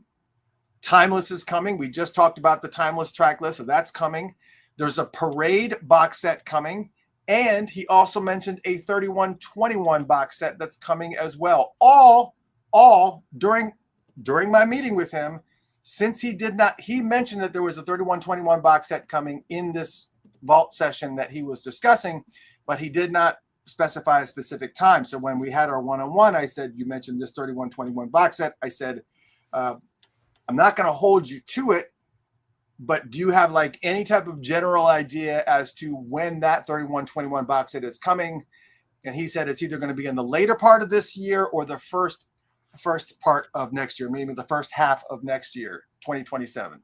So you've got 3 albums within a year's period of time. From here to a year from now, you should have 2 box sets and an album in your hand already from this. So it's coming. It's coming.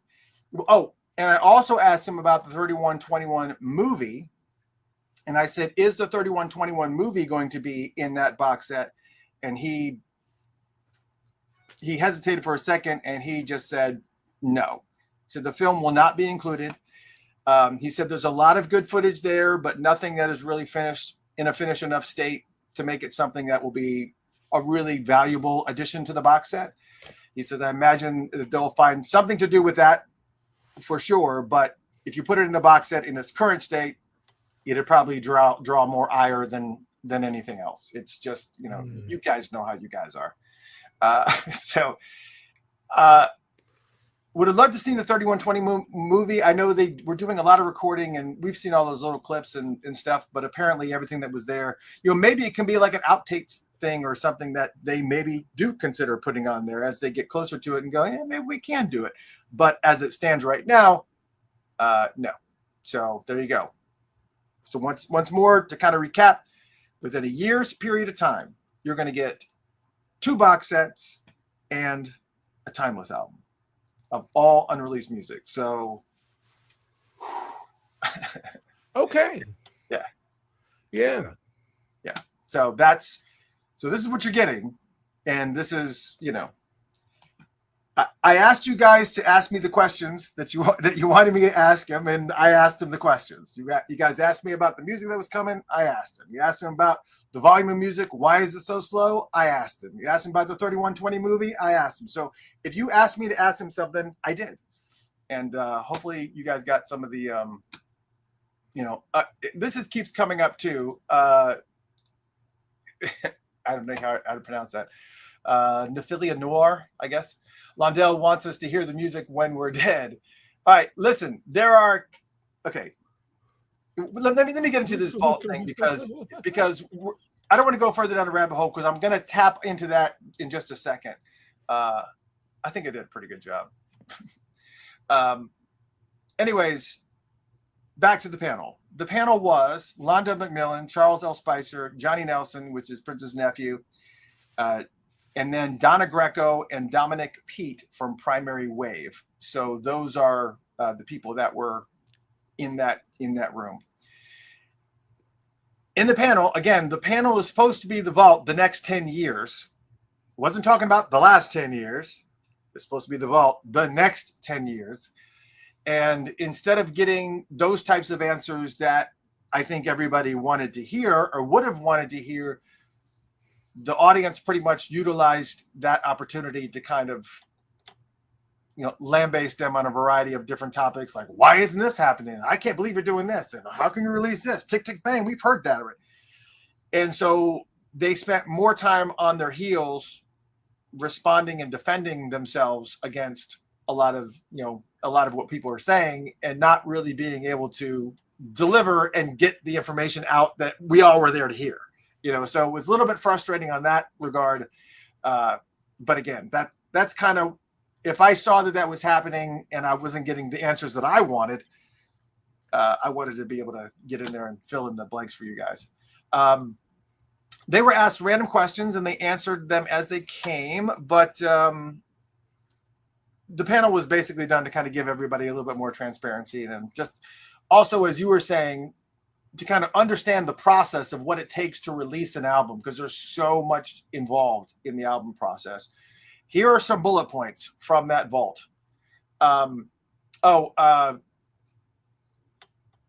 Here's a good question. I need to start some of these questions for me, Michael, as they're going by. I think Electric Vibe had a producing question. Any questions that you think that we should hit on when it's ever, just feel free to start. Yeah, I'm looking for one that I saw that I wanted to address. Okay, cool. But here's some bullet points from the vault session. Londell and Charles said that they want to be very careful releasing music and guessing what Prince may have wanted. This is what I was talking about as far as setting the foundation regarding, in comparison to what Comerica was doing. Because let's be honest here. When have you ever seen Prince release anything even remotely close to a box set that had the volume of content on it that we got from, that's not something that he would do. And so it's not that he's obviously, when he was with us, and we're kind of working with his leftovers and unproduced and unfinished and unreleased material at this point. So it is quite a guess, but you're trying to get as close as possible as you can to what you think that he would wanted to have released, but at a more accelerated pace, because like everybody's saying, we'll be dead by the time all this stuff comes out. But and I'm gonna touch on that too. But go ahead. What were we gonna say? No, just that whole, just to speak in such terms of like this catastrophic energy, man. It's like, well, and here's an interesting thing. You are going to be dead before you hear everything. That's right. Sonny already said that in the slave trade or whatever it was called. Let's just go ahead. He said you'll be sitting there a long time. If you try to hear everything that Prince ever did, you'll die sitting there. Yeah, you go ahead and set that expectation, because it is, it's not a reality. Because it was interesting, because Donna from Primary Wave, what was her last name again? Donna Greco from Primary Wave said something to that effect. She said Prince's volume of output, it took him 40 years to create at the rate that he was creating. And some days he would create like 6 or 7 songs a day. Oh, sure. And then, of course, there are other days that he just maybe did one. Or maybe there might be even a week that he only did one song. But that was very rare, and that's improbable, because it seemed like even on tour we were recording. Even on tour. It was just, he was always recording, always recording. So even if they released music at the rate that he was creating it back in the day, it would take 40 years. So even if let's just say that we obviously have heavy weeks that he created things, and we had light weeks we created. Let's just say that he created, I'll take it all the way down to the bottom. Let's say 1 song a week is what he created. That means that Primary Wave could release 52 songs a year for Prince fans, and it would still take him 40 years to do it. So, what I mean? It's just, and that's just if he only did 1 a week, which we know was not the case. Most of the times he at least wrote a song a day. It was probably rare that he was not writing. He was always writing. I remember Kim Berry telling me he'd be in the in the salon, and she'd be doing his hair. She'd have the hot comb, and Prince would be working on lyrics. And she said sometimes he'd just crash out. He'd just start cussing and stand up and just start. He was what, and she'd have to be, oh Lord, I can't burn Prince. Then she'd have to hold, the hot come over here, because he just gets so frustrated. Like he was always working. That's just crazy. That's just crazy. But so you're just gonna have to accept that you just get to hear what you get to hear. They can't just put it all out there. You can't just, even if they had the capability to be able to do that, to take everything in the vault and just dump it out there on some Google Drive or something and let everybody get it or sell it or whatever they're going to do. Somebody said, I've got 8 years on Lindell, no cash flow in nursing homes. Like, come on, man. Anyway, so you just, they're working on it. They're establishing that foundation, and the music will start coming. The foundation is pretty much is getting to the point where it's in place. They got a bunch of archivists in there right now, just taking care of everything, and it's going to be good. Trust me, it's coming. Again, you're getting 2 box sets and an album within the next year period of time. You're fine. It's coming. It's this Netflix thing was just like, I'm going to absorb it all now. It's kind of set that precedence. I think that we may be dealing with much more of a cultural phenomenon than maybe it's not just Prince fans. Yeah, I mean, it is. That's how people absorb stuff. They're just like, give me. Okay, that's good. Next. He's like, God, slow down, bro. That's yeah. Dominic from Primary Wave said that they are in the process of architecting the releases in waves. And of course, as I said, they can't just drop everything at once because, you know, if you do, you put everything out that he has and all you have is like little teeny bits and scraps, then, you know, his legacy fades away and because there's nothing else.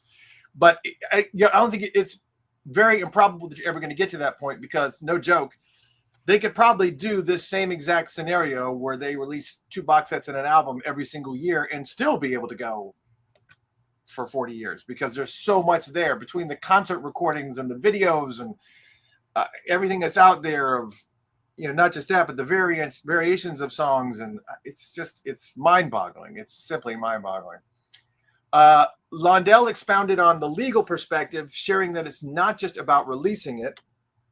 This goes to what you were talking about before, but every single photo that they put inside of the book has to be cleared. All the staffing that's involved in not just creating the artwork, but then the distribution of it, but also the creation of it, the producing of it, the boxing, the packaging, the getting it. It's just a massive, you know, artwork distribution. It's just a whole big thing, and it's not just copy paste send situation. So he was really kind of, you know, saying that there's so much that goes into creating albums, especially when you get with vinyl, because we've talked about this multiple times, is that when you have a vinyl, they set to send you multiple test pressings that you have to listen to in its entirety very, very closely for any skips or pops or anything that may go wrong with it.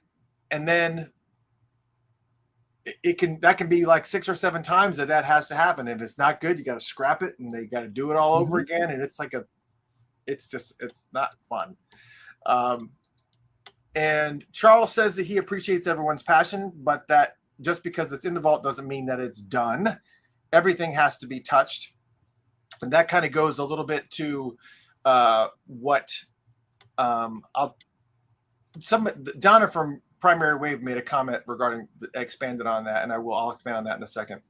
Another bullet point was there were also questions about the smaller projects like Jill Jones, the MPG albums, etc., regarding whether or not they would ever see their own release or whether or not they would see, you know, any type of limited distribution or anything at all.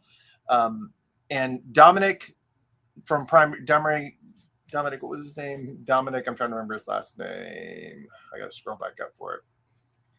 Dominic basically said, I don't remember his last name. Dominic Pete. He essentially said that every single album deserves its own moment. So whatever that might be, whether it be the 25th or 30th, or doesn't necessarily have to be on an iconic date or specific anniversary, but obviously there's got to be moments that have to be able to warrant it, that will help it sell, because, you know, a lot of those albums, they didn't sell well when they existed, you know, so they're kind of in this, you know, like Jill Jones' album is a great album and it's iconic. The Family album is a great album and it's iconic, but when they were out, it wasn't like it was like their number one sellers or anything. So there's going to have to be a thought process about how you market it, because you can't lose money on doing something. So there's got to be a marketing push behind it, and some type of, and Prince fans will come with it. I mean, if you say, hey, this is limited to 5,000 copies, they'll go, and they'll make all their money back. But it's just got to be, you know, these limited edition releases are the only way that stuff's going to work. And there's just simply just not a mass market for them. I mean, if you release an album by Jill Jones or The Family or even NPG and you stick it out in the middle of a Walmart, it'll sit there until it ends up in the clearance bin. Because it's just, I'm not saying that people won't buy it. I'm just saying that the normal general public is what I'm saying. Prince fans will go there, and if we know that it's there, we'll get it. That's for sure. Yeah. But I'm saying it's just for the general public, they're going to walk by and they go, Jill who? Yeah, they can't just do all this customized output. It's got to make financial sense. Right, exactly. You can't just cater to the diehards. You've got to give people something more than that.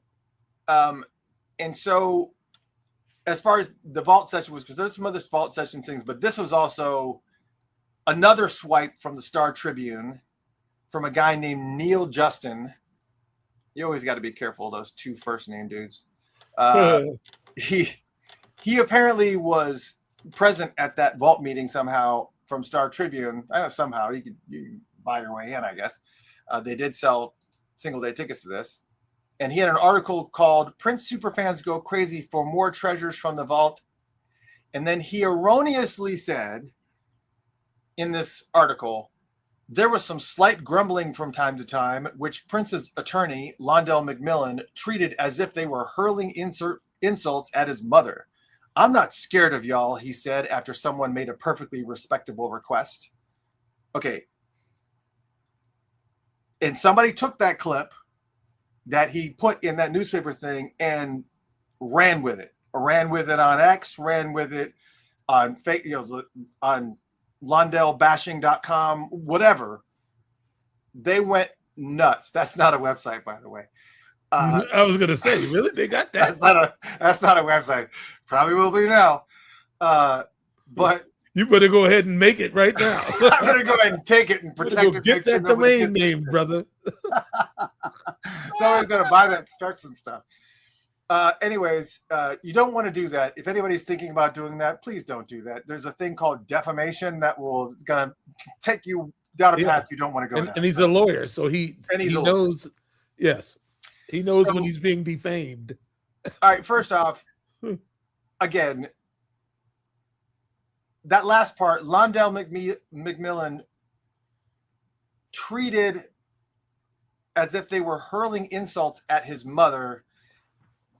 Okay.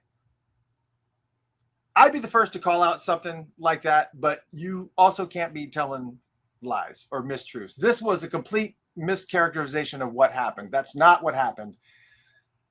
What happened, if you happen to have seen that comment that he said, I'm not afraid of y'all, like he was responding to somebody, he wasn't responding to anybody at all.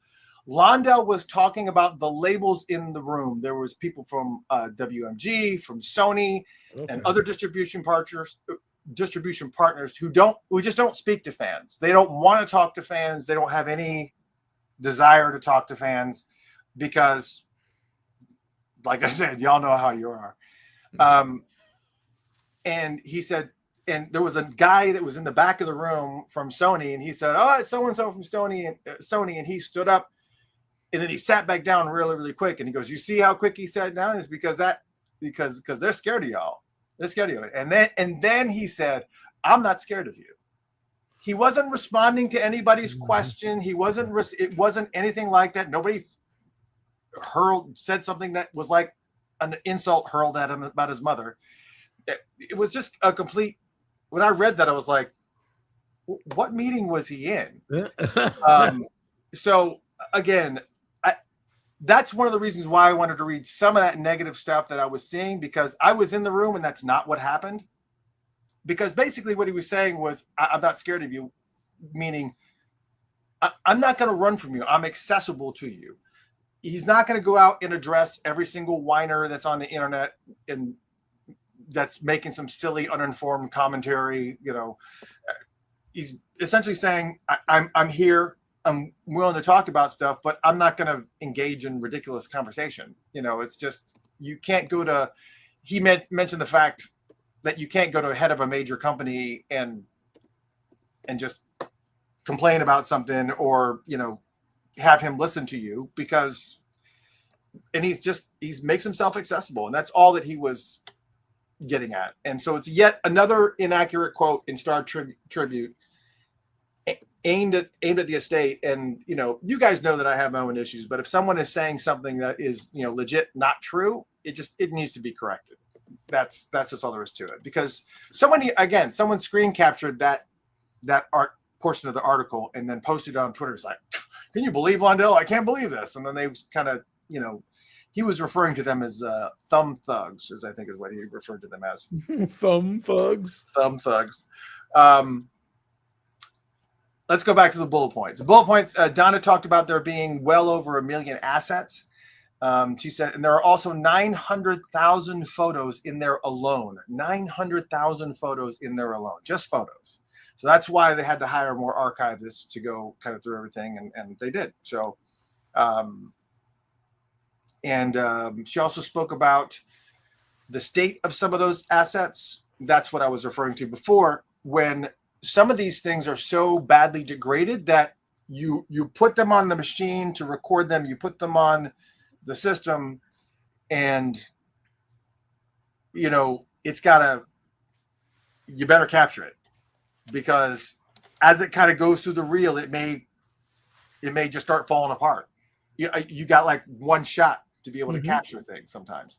And that she was just talking about the fragility of some of those assets back there. And that had nothing to do with the estate. That had to do with the fact that that vault, the original vault, the one that Dr. Susan created, it was just kind of for catalogs, because Prince would always, send her off to get stuff. And she'd be like, go get that thing from November, or go get that thing from that song that's such and such. And she had to go in there and set something up so that she could quickly go in there and grab it and bring it back to him so that he could reference it for whatever project it was that he was working on. Sure. So, and lastly, as far as the vault thing was concerned, Londell spoke about the fighting and that the online stuff, and also tracking down the bootleggers. They are very active about the tracking down the bootleggers right now, just so you know. And unfortunately, I think that's why they hit our old Facebook page, was because there was video that was on there that was not copyrighted. It wasn't protected by copyright, but there's this thing called what he referred to in legal terms as the law of abandonment. And essentially what that is if there's obviously a video of Prince performing or a video of Prince doing something, and it's not it's not necessarily recorded by them or professionally recorded by them, or maybe it's an old TV show that's no longer on the air and hasn't been on the air for years, or any of that stuff. So there's no copyright that exists because those companies are all dissipated and everything's just kind of just gone now. There's a rule, and I'm not exactly sure. I'm not playing law school here today, but the law of abandonment essentially means, I hope that I'm correct in assuming this, is if I take the video and I post it, just because there's no copyright on it, I could technically put a copyright on it if I wanted to, because there's nobody it's not copywritten by anybody. But it's like, I don't know that I could necessarily go that far, but me posting it as if it's mine, or as if I created or I shot it, it's because it's an abandoned piece. But they can still, because of the fact that they are still oversee the proprietary nature of that IP, of it being Prince in general, they can still take action, like shutting a Facebook page down, stuff like that.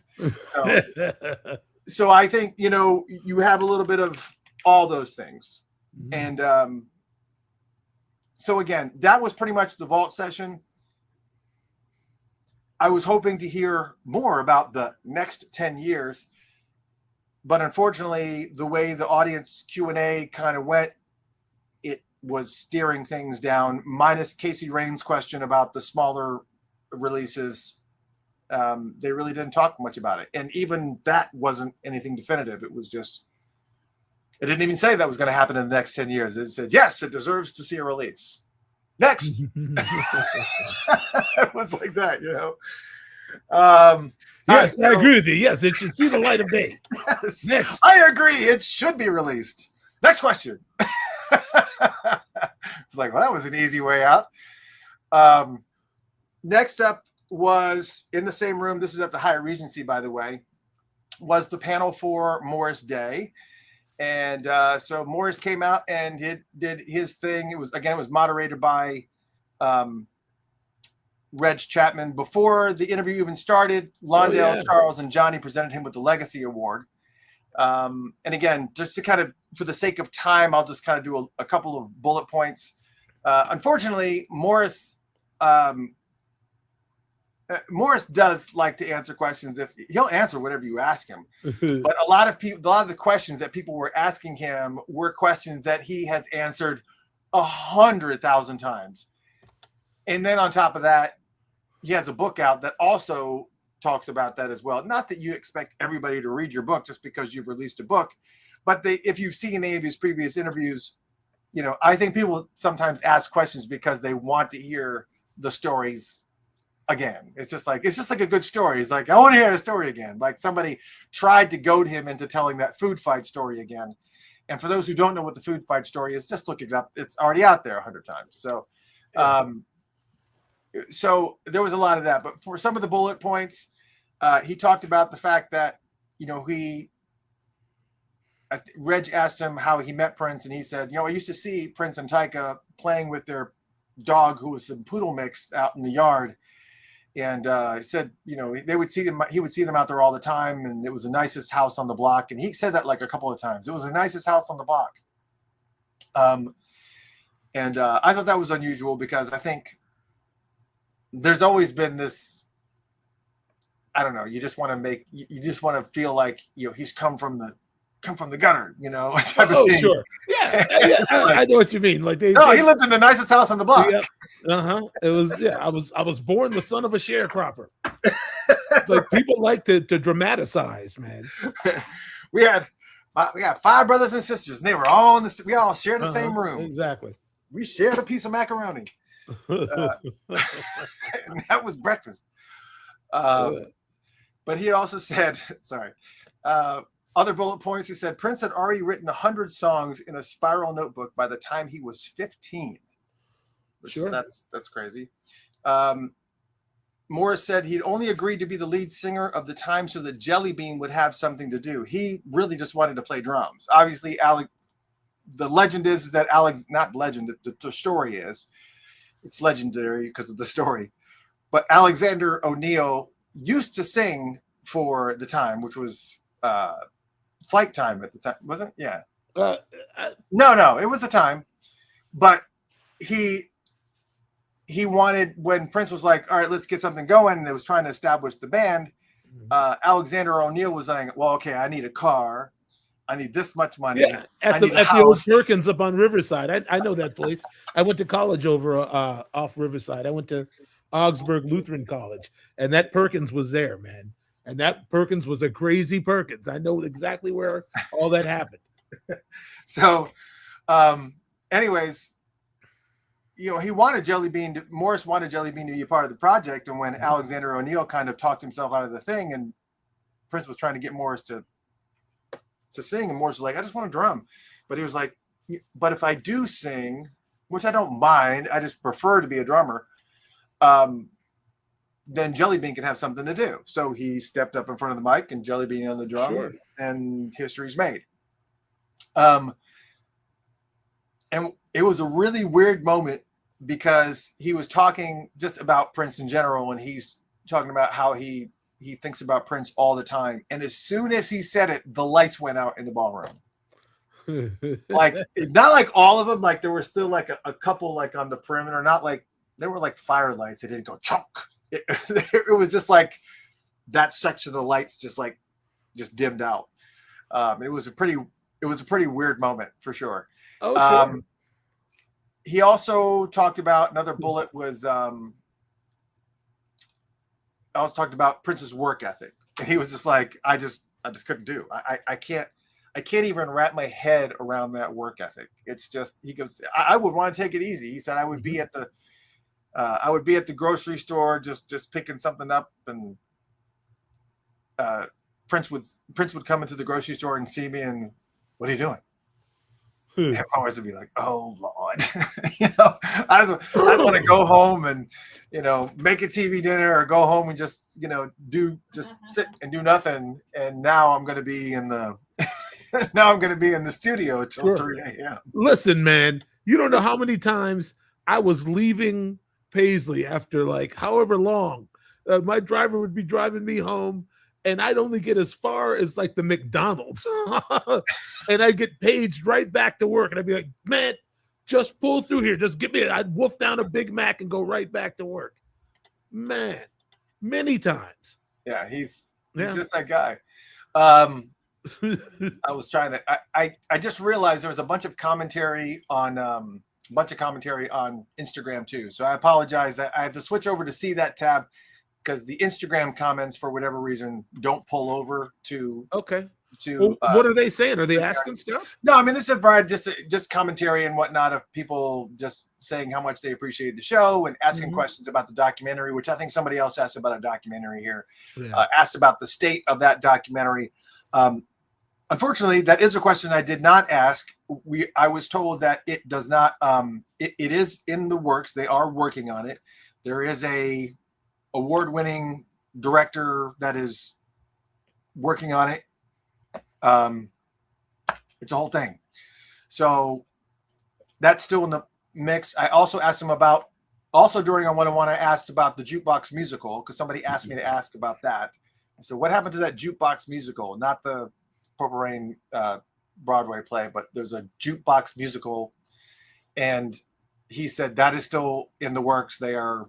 It's still being produced and figured out. So yeah, so there's all that. No, this type of thing takes time, man. It does. You know, and it's just like complaining is not going to speed anything up. It's, you know. Yeah. But yeah, and it was somebody that asked me that question when I was, I guess, a week ago when I said, send me the questions you want me to ask, and that was one of them. So they were the only person to ask that, though. Can I address one question that somebody was asking a little earlier? Sure. Somebody was saying something. It was that. Are you familiar with this? Well, let me see. Where did he go? I'm sorry, I wasn't able to. I don't think I came in this the right way to like star questions, because I wasn't able to do it. What time was it? It was that Fishy Gill person, and they were talking about how like it's a weird thing for them to end Timeless with like a live track, you know, like why would they do that? Like Prince has never, like he insinuated that it had never been done before, and it's gonna be it's gonna be a Beautiful Night is not the last track on Sign of the Times, but it's close. I was gonna say that, so I guess he's right to a certain degree. They're right, whatever, you know. Yeah, there's a lot of there's a lot of stuff out there. Yeah. Yeah, I mean, thought that was an odd. Yeah, I mean, there's nothing wrong with it. Again, you have to hear it and hear it in context and see how it flows. I mean, yeah, we'll find out. And just because that's a track list doesn't mean they might not shuffle things around. That is the track list. Matter of fact, somebody found the YouTube channel where it's going to be posted, and all the placeholders are there. It says Timeless and it has all the playlists. So once again, to my dismay, which I've asked them not to do, is to immediately put this album on YouTube and Spotify, which reduces the amount of sales that you can get from an album. Sure. Because you're just like, and the album releases right now, go buy, you pre-order it, and all of a sudden it's just like, or you can have it here for free on Spotify. It's like, right. I understand it. I understand how they consume music now. That's how people consume music. But I also, from a business standpoint, sure, taking that Taylor Swift approach where you release it and it doesn't see Spotify or any of the streaming channels until like a month or two later. I think they have to start realizing that Prince is not in the same category. He's like, first off, the only competitors that he ever really had were like Madonna and MJ, you know? Yeah. But you're talking about somebody who's, I mean, I don't think that they should treat his music like the same way that people are treating new albums from new artists. Like even the fans that are in here, right now, if they have an option, you guys can all be honest with yourselves. If you have an option to be able to hear this Timeless album the day that it releases for free on YouTube or for free on Spotify, what's the probability that you are going to head down to Amazon Music or your record store to actually pick it up? You're gonna listen to it first, or just listen to it and then absorb it, and you may not buy it at all. But what is that probability that you're going to go to the record store, you're going to go to Amazon Music, or wherever you buy your music from, Apple Music or wherever, if you know that you're not going to be able to hear it for another month or two? It creates this. It creates this. Man, either It's either FOMO. you have to go out It and creates buy it. FOMO. It's FOMO. Yeah, you get the fear of have to go missing out, and and buy then it, it's nope. Let me just go ahead. I want it. Yep, that's right. Can we just double back to this with Fishy Gill? It was at 7:21 p.m. All right. Now go back. I just want to make sure I didn't misrepresent what I thought I read. Fishy Gill at 7:21 p.m. Timeless. I'm scrolling up. It's a long scroll. There's a lot of folk in here. Well, and that's all right. Yeah, it's all good. It's all good. I'm glad it's not one of those TikTok-y things or whatever that what's another one where it's just like those comments are going by like this and you're like, oh right. Well, what's the point of even saying anything? I mean, nobody's gonna see jack. Oh, like when Hassan Piker's on and it's just like a ticker going. Well, this is an 821 from him talking about timeless will be fun, but it is strange to have a live track. That's it. Yeah, that's it. Okay, it is. Okay. Strange to have a live track close out a studio track album, especially when they debuted a 2016 vault track on the Sunday, which would have been perfect for that. What track was that? We'll talk about that. Oh, we're not there yet. I'm sorry. It could well have been, but I don't remember. I don't remember a live track on what they played us. Maybe I will when we get there, Fishy Gill, but okay, we're done. No, I think he's saying that there was a perfectly good. They could have put that track in instead. Oh yeah. But yeah, anyway, so then Jimmy Jam and to get back on track, Jimmy Jam and that was a dud. Sorry. No, it's all right. Moving on. Yeah, I'm not reading any more from you, Fishy Gill. See, this is what I tell you guys back and watch the rest of the time. I tell you guys all the time that Michael and I are talkers, and we always go down rabbit holes because we're geeks like that. And it's also one of the scenarios where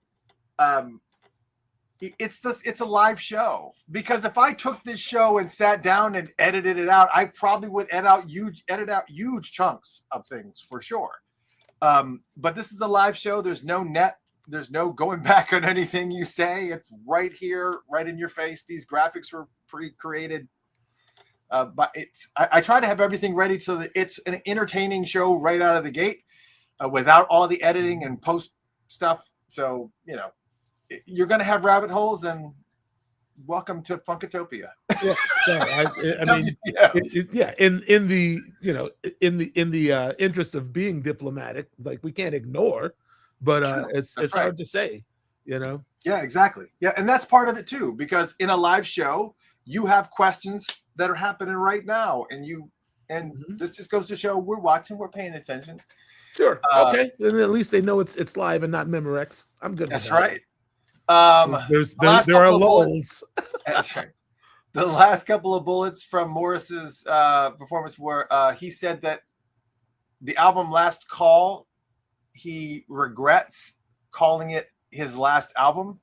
He guess he was kind of in a retirement mindset, and he thought, I'm good.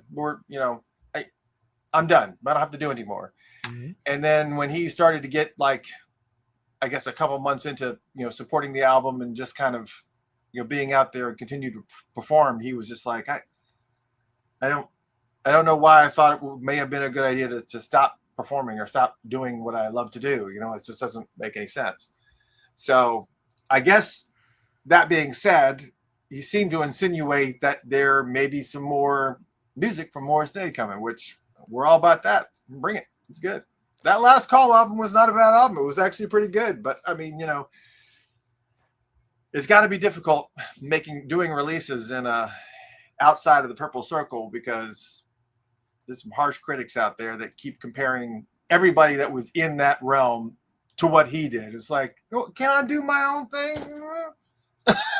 It's like, can I? Yeah, I'm not playing his stuff. This is what I want to do. This is not his stuff. This is my stuff.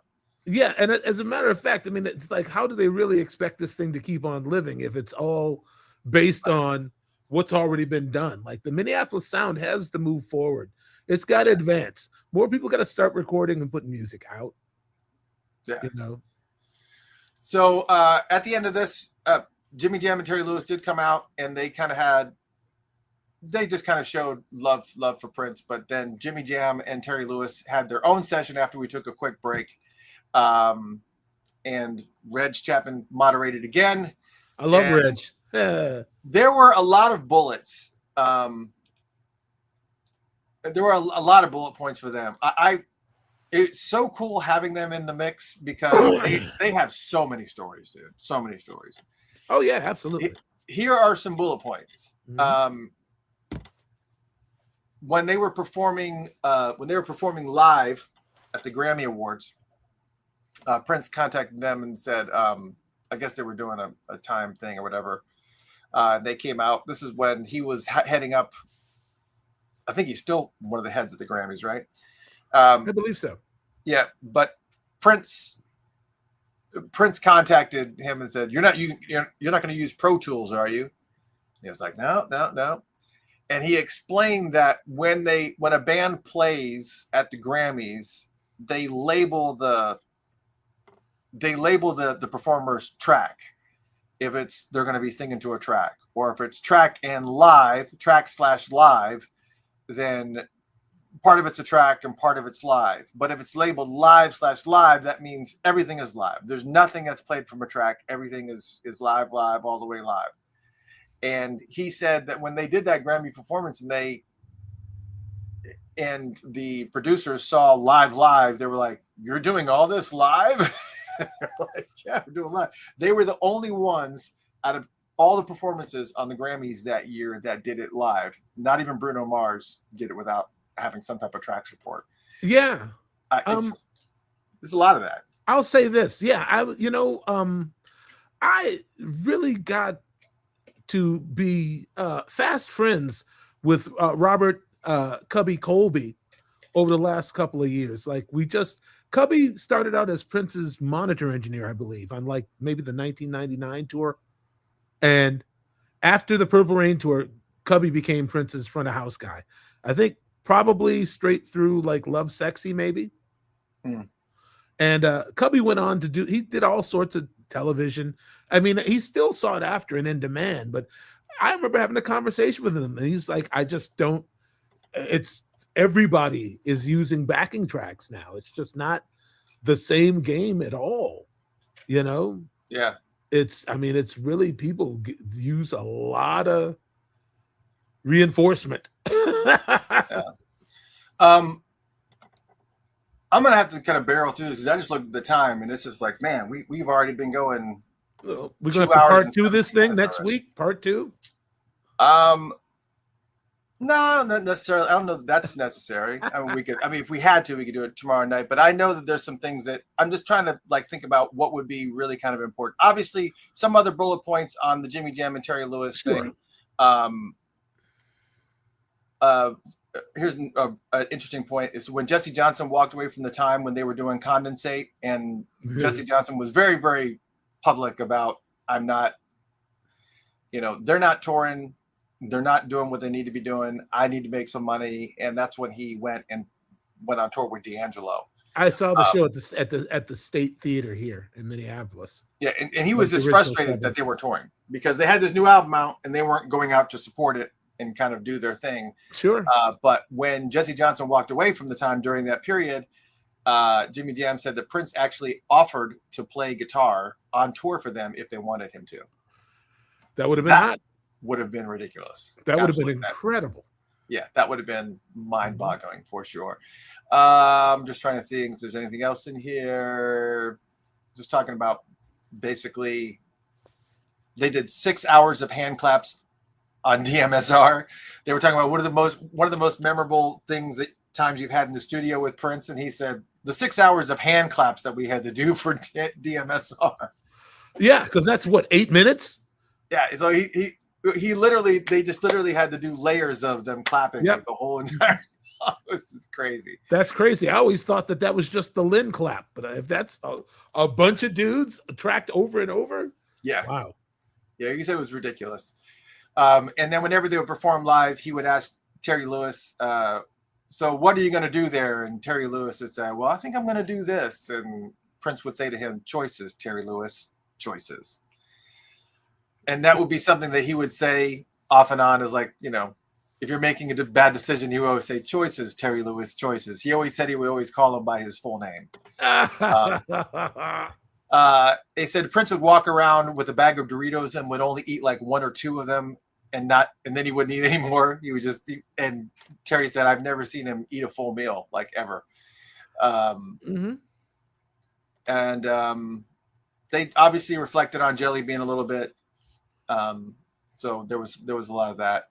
And let's see, the walk used to be called When the Ship Goes Down, and they actually sang a little bit of the way the lyrics went for the song called When the Ship Goes Down, and the same melody line and everything as the walk. Yep. Hey, when the ship goes down. So I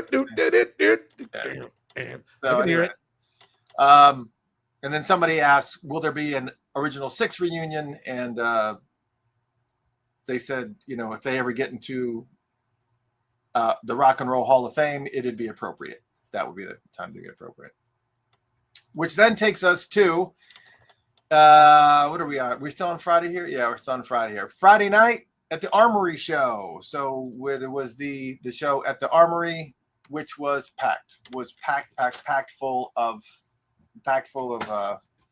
stuff. Oh, here comes Jamie again. I have a surprise. What is this? Guess what? It's almond milk this time. What's happening here? It's almond milk this time, guys. What is it? Your drink. So it's caffeinated? Yes. Oh, you got to put it in the refrigerator. It's 10 o'clock at night. I'm an old man. I what do you want? remember the almond milk. Okay. Do a try it. Okay, I'll try. You just knew we're on live, right? This is what's happening here. Okay. So this is the other bad part of a live show. All right, I'll try it. You're going to be up till 4 a.m. Good. It's good. Thank you. You can call me. I'll be up watching I Love Lucy. You can call me, man, when you can't sleep. All right. Hi. That's my daughter, Jaden, for those who missed it. How's that boyfriend working out? Is he still in the mix? Yes, he's outside. All right, he must be a good guy then. Yeah, he's installing my wife's radio in her van right now. That's what those boyfriends are good for. Mm-hmm. All right, so the Armory, very, very packed show. Obviously, this was another scenario where John Bream was taking swipes at the estate here. There was like multiple moments where, first off, okay, let me just say this about the Armory. I don't have any problems with the Armory. Obviously, you can see from the photo. This is actually a photo from Paisley Park Enterprises.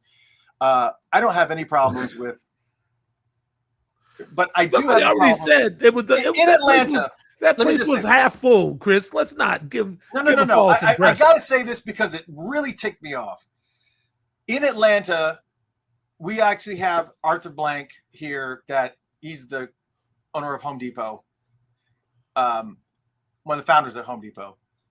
And we have Mercedes-Benz Stadium here. You can go to Mercedes-Benz Stadium at an Atlanta Falcons game or any event that happens at Mercedes-Benz Stadium.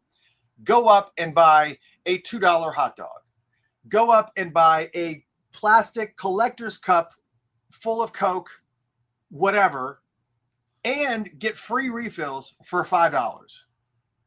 With the collector's cup in it, like everything is insanely affordable. You can get a pizza for $6, like a regular, not a regular size pizza, but bigger than a it's, and that's how he's like, we want people to come. We also know it's ridiculously expensive to go out. But when you go at the Armory, nope. That I put my thumb in that picture for context. That is a $12 pizza. That doesn't even barely has room for one piece of pepperoni on each of the 4 pieces. That they cut it into. It is ridiculous. They had $15 ice cream sandwiches, Michael. And they weren't like some fancy ice cream sandwich. It was like the ice cream sandwich you get at the grocery store. Like Kemp's? I don't know what Kemp's is, but yeah, like Blue Kroger, Bunny? Publix, whatever. What you got? You're down south. Blue Bunny? No? Okay. Yeah, like I mean, just a regular ice cream. It's a regular. Sandwich. You get it in the Wawa or get it in $15. the convenience store. Yeah, It's ridiculous. I mean, that's just stop. And okay, so let me just say this. I'm gonna go ahead and start with some of the situations here. Actually, let me just stay on. I wanted to talk about this for just a moment. The pricing of that stuff was ridiculous. Shame on you, Armory. Do better. It's expensive in this world right now. Don't add to it. Make it enjoyable for us to go out and enjoy festivities, or we'll stop coming. That's just basically what it boils down to. Cat Graham opened up this big celebration event. It was a massive. There were so many people on this. It just kept on going and kept on going. And considering a lot of the sound issues that they were having, and just a bunch of weird things were happening all night, that really kind of interrupted the flow of the evening. But when I stepped back and I looked, because I had documented every single song that was performed by the MPG Revolution mashup, and the special guests and all that stuff. I didn't really do it for Sound of Blackness or Cat Graham, but there was a lot. It was a 4.5-hour show. That's a unreasonable. lot. That's unreasonable. It's inside 4.5 hours. That's unreasonable, man. Yeah. Well, and so first off, Kat came in, and I can talk about brief stuff. Basically, Kat wasn't fantastic, but it wasn't necessarily her fault, because what I found out afterwards from one of the engineers was that they didn't even have an opportunity to even sound check. Matter of fact, they were sound checking as the audience was walking in. And then on top of that, they couldn't. They had some tracks that they couldn't, that were supposed to be playing. They were one of those track/live bands, and they couldn't hear the tracks or something. So there was a bunch of stuff that was going awry in their show, and it was just. I think it was a buildup of that, a bit of a little nervousness and whatever else.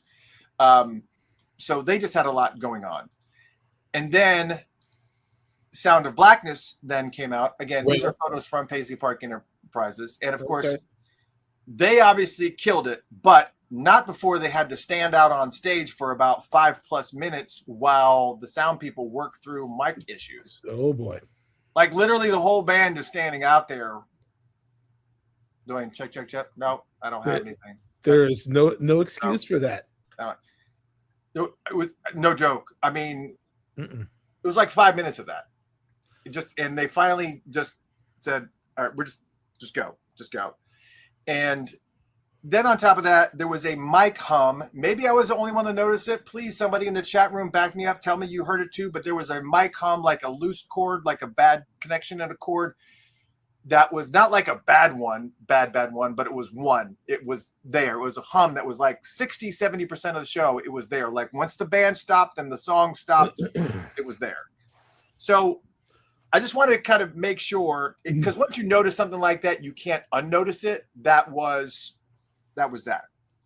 But I wanted to go ahead and get that part of that out of the way, because you can't just see a show and just gloss over anything that may have gone wrong or that may have been an issue. Because again, once I looked at the show on paper, I was just like, damn, this was friggin' this was a long show. I didn't realize how long that show was.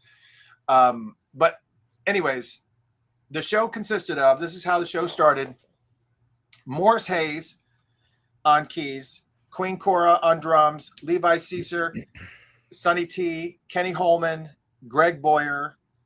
Then you have your singers. You have Liv Warfield, Ashley Tamar, Mackenzie, Cassandra O'Neill was also on keys. And of course you had the twins, Maya and Nanny McLean, that were dancing around and doing their thing. It was a phenomenal show. It was a lot going on. And I wrote down the set list for you, so I'll go through it real quick. So you saying you just hold on before you get into that. So you saying you disagree with John Bream's review? With the way that he said it, yes. So you just don't like the language he used to. It was snarky and unnecessary. Let me go down to what was it? What he said? Let me see.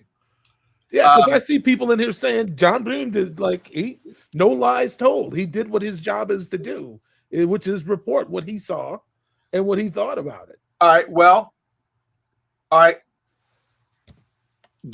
Let me read one statement from his. Yeah, I want to know what you find. Let me read one statement from here, and you tell me whether or not you feel this is justified. This is a quote. This is the actual quote from the article. The Prince Estate invited a parade of one-time R&B stars and wannabes to sing with former Purple musicians. Do you think that's? How do you think that is coming from a journalist? I mean, in this day and age, everybody thinks call somebody a wannabe. Well, who do you think he was talking about? I'm not. No, sir. Okay. Oh, no, sir. Now I see. No. Okay. Well, I'm just saying somebody that is. I'm just saying somebody that journalistic integrity. That's what I saw is that he said the musicians were magnificent. And they are. Yes, he Every did. single person did have some positive things to say. Yes, you can't take anything away from Sonny, Morris, Cora. Great drummer. You can't take anything away from the players. But I mean, here's what I think. I think because I know I read it, but I think that a real mistake a lot of people make when they're doing Prince-oriented tributes and whatnot is they got pictures and footage of him behind them, and it's like, listen, you're being upstaged. Don't do that, because the loss of him is already glaringly evident. I think that's not a good move, Yeah, I just think that there was. I think he was being snarky for the sake of. I'm not saying that there wasn't necessarily some harsh truths that were in there. Well, I saw some harsh realities, but I wasn't there. But I was looking at Facebook. I saw a lot of things that didn't agree with me personally. But I also understand my mission is different. I'm not a reindeer games type of person. So, it's when you put together these monstrosities, if you don't have somebody who's focused on the quality control, the audience loses. The audience loses, man. But it's comments like that. There's another one. Mackenzie Green, who was the new singer of the MPG, came across like a TV talent show outcast, which he is.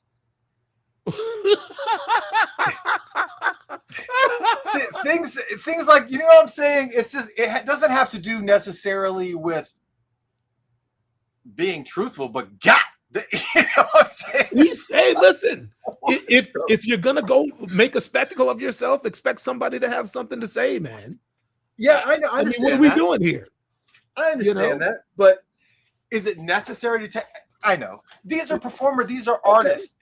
That's my thing. It's just like always have. Whenever I write something, I always have to think of the context. What if this artist actually reads this? Because it's happened to me multiple times where I'll say something and then I'll get approached later, and they'll say, "Why did you say that about so and so? He watched that, or he, it's like." Listen, if you got thin skin, get out of the business. Is my attitude towards it. Well, test me. Put me through the fire. I get that. You saw my show. I'm ready to take the fire. If anybody's got anything negative to say about my show, I want to hear it. Mm-hmm. Right. So maybe I'm just. Somebody said, "Why are you picking on Bream?" We can move on, man. No, and I'm not. We're not picking on Bream. You just asked me whether or not I agreed with the article, and I didn't necessarily say that I didn't disagree. I just think that you could have said it more diplomatically. But that's not his job. But that's not even the mindset that he's in, because they're in this back and forth with the estate right now. So it's all right. It's okay, man. I'll probably fall asleep really quick tonight. So I'm not. Okay, it's not on me. I'm good. But I'm just trying to say that it's just. I felt like it could have been said. He could have been more polite about it. I guess. Well, it sounds like that sound could have been a little more polite also. So I mean, right? Yeah. Oh yeah. Well, yeah. The sound was. Yeah. I mean. Yeah. Okay. And I didn't say anything snarky about the actual engineers themselves. I just was. I got it. Exactly that's what I'm saying is that what it seems to have lacked more than anything else is organization. There's a method to doing these sorts of things. Lundell McMillan, as far as I know, is a lawyer. He's not a concert promoter. Yeah. He doesn't know what it takes to put one of these on. Oh, he has, though. He's okay. I don't know his full resume, but I know that he's been in the entertainment industry for a very, very long time. And he's represented Michael Jackson, Stevie Wonder. I mean, his resume is really thick. Now, to your point, the concert promoter thing, I don't know. I honestly don't know. He's obviously coming out of a legal standpoint, but yeah. That's fine. All I'm saying is that two things. I heard that the place was half sold, and then you confirmed to me that the sound was suspect. Mm-hmm.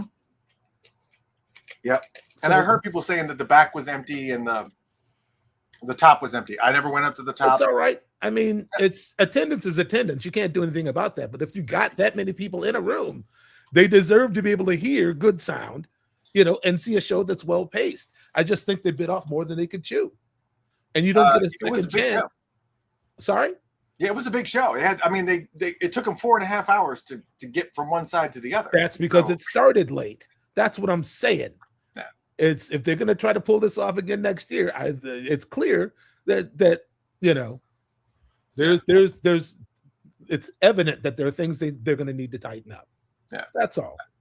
All right, so here is the set list for this night, because I'm sure you're interested to kind of hear a little bit what they did. Absolutely. And it was actually pretty good. They reached across and dug a little bit deep, so it was good. They started out with an intro video, and then they went into musically they did the For You intro, the vocals, and then they went into Batman, and so far up to this point, it's the band playing to all tracks. Then they went into Cream. They interpolated Well Done into it. Then they did a jazzed up, slowed down version of Thieves in the Temple, which blended into Liv Warfield singing Crazy You. And then they did that vocal intro to Seven. And then they went into, again, from a track. And then they went into Seven with Ashley Tamar singing. Then they did this little MLK snippet, the Free at Last snippet, which blended into the intro guitar for When Doves Cry, but they did not go into the song. It went from that guitar part at the beginning of When Doves Cry into Liv singing Emancipation, which was interpolated with We March. Okay. And that was actually the first. And that was actually the first break that not like break, but first time they really kind of stopped and kind of in the moment. Then Morris spoke a little bit on the passing of Clarence Jones, and also spoke a little bit about how Lundell helped Prince get out of the WB record situation and all that, and how we're here to honor him, and just kind of was doing a little bit of intro a little bit further into the show. Then Mackenzie came out and did Musicology. Tony M came on stage and did Sexy MF. And then Morris introduced Lisa Coleman. And then Lisa came out on the piano that was in the center of the stage, and she played a stripped down version of 1999, duetting with I want to put a picture up there.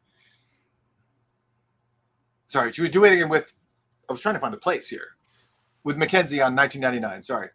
And then they went into Manic Monday, which Ashley Tamar sang, and then Lisa exited the stage. Then the full band does 3121, and then Mackenzie and Tony M do Get Off. And then first guest of the evening, not that all those folks weren't guests like Lisa and whatnot, but Tony introduces Tevin Campbell. Then Tevin Campbell comes out, and they start into Can We Talk, but Tevin stops him. He's like, no, I don't want to do that right now. We close with that. We can't open with a slow song or something like that.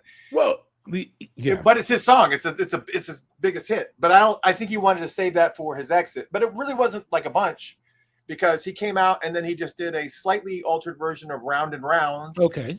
And then they did Can We Talk? So it wasn't like they could have just, but he did. Here's what they should have done. They should have done Shush Break It Down, because that song was basically written for that record. Yeah. They right. should have done that with Tevin. Yeah. Yeah. Anyway. If he'd come out singing like Paris or something, that would have been that would have been hot. Halls of Desire is a cut. Yeah, it's just he could have done a couple of things, but I guess he actually said, when he spoke, he said, "I'm just surprised y'all remember me," and we were like, "What?" It's like, okay. Somebody just said 90% of the set list are songs Michael originally played on. Exactly. Yeah. Exactly. Anyway. And then Tony M introduced Miguel, and Miguel came out, and everybody went nuts because he's like, he's a star. Yeah, he's a star right now. Obviously, he was a star before, and that was another comment that John Bree made. The only one that was the closest thing to a current pop star. It's like, all right, harsh truth, but listen, I'll throw this one in just to be funny. Where the white performers at? We couldn't have no white people on stage. Well, Bobby Z's coming. Oh, okay, yeah, but I mean, of the special performers and whatnot, it looked like the Essence Festival a little bit. So then Tony M comes out Miguel comes out. He does his song "Sure Thing," and he takes some minutes to speak on Prince a little bit. And then he says that he's going to do Adore. And everybody lost their mind because they were thinking that he was doing Prince's song Adore. No, he was doing Adorn, Adorn. Yeah, but everybody thought he said Adore is what they thought he said. Yeah. And everybody lost their mind. And, of course, then he broke into Adore and was like, it's not what I wanted, but this is good. And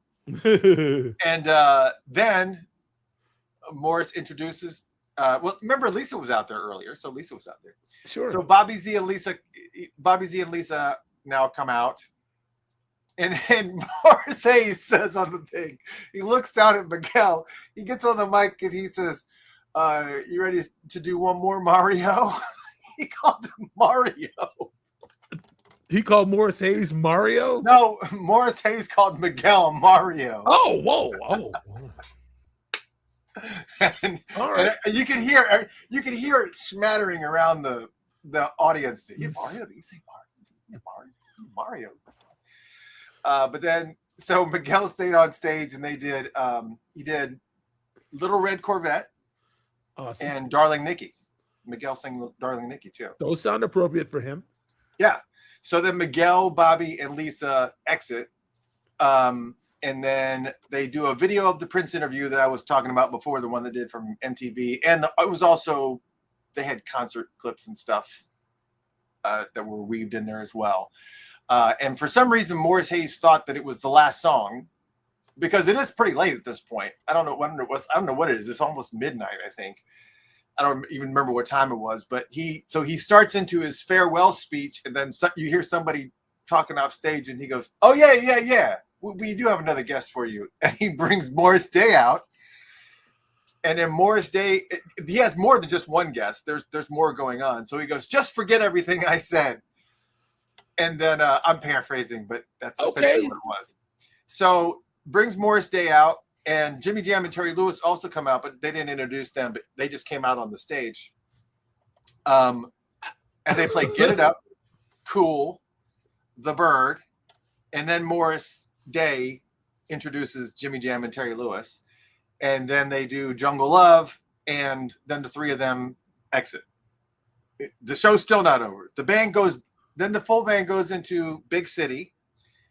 Lisa and Bobby Z come back out, and they do Uptown with Mackenzie singing. All right. And then Morris Hayes intros Bilal, and Bilal comes out, and he sings Beautiful Ones, If I Was Your Girlfriend, and then his song Soul Sister. And let me just go ahead and say, I love Bilal. This is he was like the one artist that I was looking forward to out of Bilal Miguel. It was like the main, I just wanted to see them because I don't get an opportunity to see Bilal a whole bunch. He used to come through Atlanta all the time, but then he just stopped. But anyway, so after he did Soul Sister, then he exits, and then Morris intros Chris Collins, and then Chris comes out and he does Let's Go Crazy, Kiss, and then there's a video of Prince talking about the dawn, and in the background there's a guitar for The Cross, and then it cuts to Prince. Audio end of and then it cuts to Prince doing it live, but saying the Christ instead of the cross. Sure. And then, of course, in the closing song, Purple Rain with Chris Collins singing. And at this point, and scene. At this point, it's like after 1 o'clock in the morning, and everybody's like going, hey. But if I did not hang out, but there was a lot of people that hung out, and apparently everybody was down there in the front and engaging with the, so it was pretty awesome. And then, of course, you had the follow-up John Bream article, which was, had other ones from the John Bream article. A forgettable opening cameo by Vampire Diaries actor singer Cat Graham is one of the things that he said. And then again, the thing he said about Miguel, the closest thing to a current star on the bill. So, and again, it wasn't that there weren't any harsh truths as far, and that's just his opinion, obviously, because most people, there probably was a bunch of people there that loved Cat and didn't think it was, it's just, it's more of an op-ed piece more than anything else.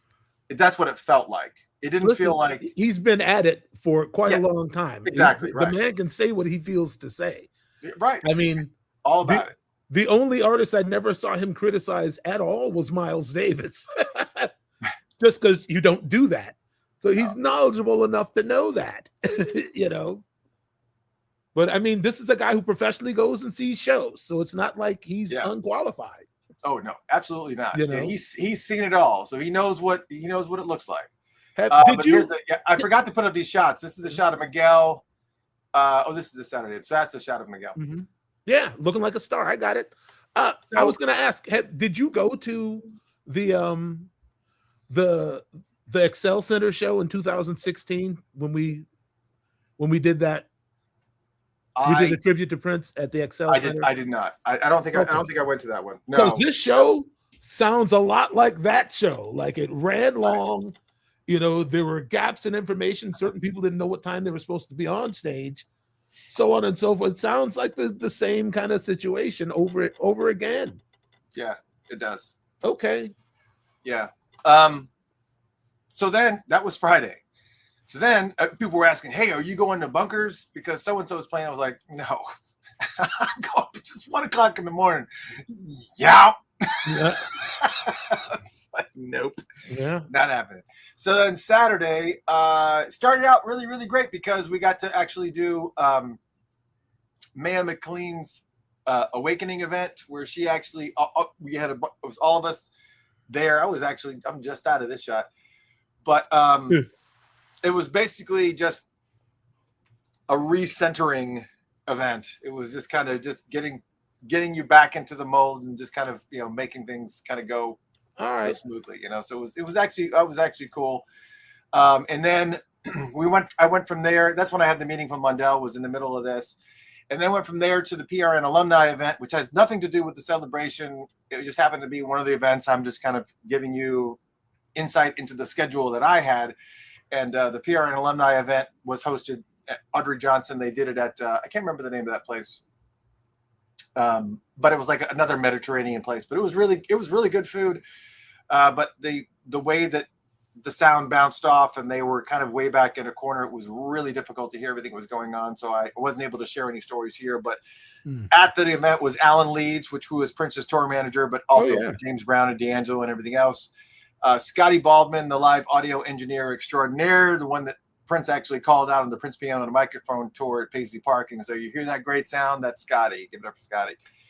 Ricky McManus, who was a Purple Rain casting director, and then Robbie Pastor, Prince's personal valet from Purple Rain all the way through. Yes, I've known Robbie forever. Stu is Robbie's brother. Yep. Mm-hmm. And then, of course, you get to the block party, the insane block party. There were so many people in this area. It was insane. And let me just go ahead and just say too that there was a newspaper article that kind of followed up some of all this events that happened, and they were talking about just how much money was infused from this Prince celebration that was infused into the economy for the city that has been struggling and has really kind of been hit super, super hard with everything that's been going on up there with the ICE raids and all that stuff. A lot of businesses were affected. Some even were shut down, and some, it's just, you guys have taken a lot of financial hits on top of the regular economic stuff that's been going on. So there was a newspaper article that covered about, how cool it was to have all these Prince people descend upon this city and really infuse some major desperate need for finances, man. Don't get me wrong. I think the whole thing it's a beautiful thing. Yeah. I may not be happy with a lot of the things that I saw and heard, but I think that the general the love was present. Yeah, absolutely. I think that the people brought the love with them is what happened. So essentially the lineup for that was it started at 2:00 with DJ Daniel, and then they had some youth showcases that happened a little bit shortly after. 3 p.m. Monique Blakey. 3:30 a band called Backwood Drift. Then they had from 4:30 to 6:30 they had a community sing along where I don't remember who the lady's name that was up standing on stage. I can't remember her name, but she had a bunch of people on stage singing, and it was just a big sing along of his most popular songs. And then there was a DJ set from 6:30 to 7:15. I think it was Lenka went out there and did a little bit because she was there. Right. I didn't see her perform, but I noticed she was out there. But Jada LaFrance came out at 7:15. Chris Collins performed at 8, sitting on piano and actually singing. And then, of course, there was so many people there. Shelby J, Sheila E, the Twins, Liv, Sunny T, Tommy Barbarella, CeeLo Green. It was closed the whole night, which was great. He was only supposed to do like about 10 or 15 minutes, and he actually ended up doing like almost over a half hour. It was pretty freaking cool to see everything that was going on there. Yes, we had it was just had confetti blowing everywhere, and it was just there's me in the middle of the screen there. I see it. It was funny. What was funny was that when he first came out, I didn't know if he'd recognize me or not because we're both from Atlanta, and he's been on the show a couple of times. And he saw me and he locked eye contact and he came just right straight over to me, and the photographer was trying to take a picture of him with the Prince mural behind him, and he came up right on top of me so that the photographer was forced to take a picture of me and him in front of the Prince mural. Right. And the next thing I know, I'm looking and he's still leaning in and we're still leaning together, and there's multiple professional cameras that are going off and a bunch of people with a bunch of photos going off, and I was only able to get so I'm eventually going to see one of those photos that was taken of me and him, but unfortunately all I got was like an angle looking up, and it was just not the most flattering. All right, so you tried to take a selfie? I tried to take, that's what I wanted to do in the first place, but he stood with me for about 10 seconds and just let a bunch of people just come over and just take a bunch of photos. And so there's a bunch of photos of me and CeeLo, but I don't have any yet. Man, I would love to work with CeeLo. It's okay. Yeah, CeeLo's the man, but he came over and was like, "What's up, Christopher?" And I was like, "I didn't know if you would recognize me." And he goes, "Oh yeah, that's why I'm over here giving you love, ATL." Okay. And I was like, all right. That's what's up. It's all good. Uh-huh. And then of course there's the aftermath. That was the street covered in glitter. It was a lot of fun. But there were so many people that obviously I could sit and talk about the block party all day, but we're already coming up on 10. We're gonna go a little bit over because I want to cover this because this is probably why most people wanted to come out or even listen to the show was to talk about the unreleased music that was heard on Sunday, the final day. So let's go ahead, fast forwarding to Sunday here. we are creeping up on already 3-hour show already. But that's why I wanted to start early, because I knew this would happen because there was so much to cover. So let's breeze through this as quick as we possibly can, but not too quick. Yeah. First off, Sunday at Paisley Park, and our phones get locked up. First they do the gospel brunch. It was eggs and pancakes and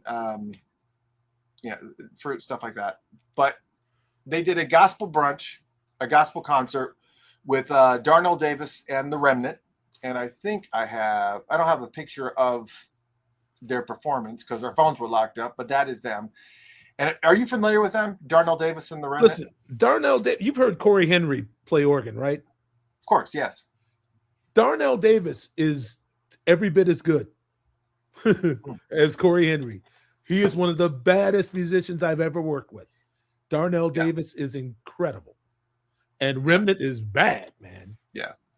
Oh, and I didn't want to run over that was the end. That was not the end of Saturday night, because there were events that actually DJ Linka Paris was after the block party. DJ Linka Paris was playing on top of the Union rooftop up there, which was great, cool vibe, just loud enough to dance and still be able to talk. It was really, really cool.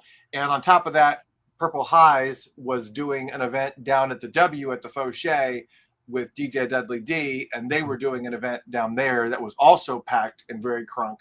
So DJ had a dance party that was going, that was kind of like a cool little social thing that was happening. It was really, it was a good vibe. It was an OG vibe. Cool. And then there was the dance party that was down there with DJ Dudley D, and Jimmy Jam was there, and Jimmy Jam went to both places. Everybody was kind of just bouncing back and forth. Yeah. It's walking, kind of. Definitely. It's about a quarter of a mile away, but it's fine. And again, so and I don't want to get into this conversation too much, but it was a great concert. I'm a Christian. Obviously, that's my background. That's how I was raised by a single mama in a Christian household. So I don't really think much about going to a gospel concert. CeCe Winans is about to come up here doing a big gospel event down up close to where I live, and I'm just like, man, I need to go see that. But I couldn't help but notice as I was looking around this event of all the VIPs in this area that not everybody was comfortable with doing it was pretty much a full-blown Christian Jesus event.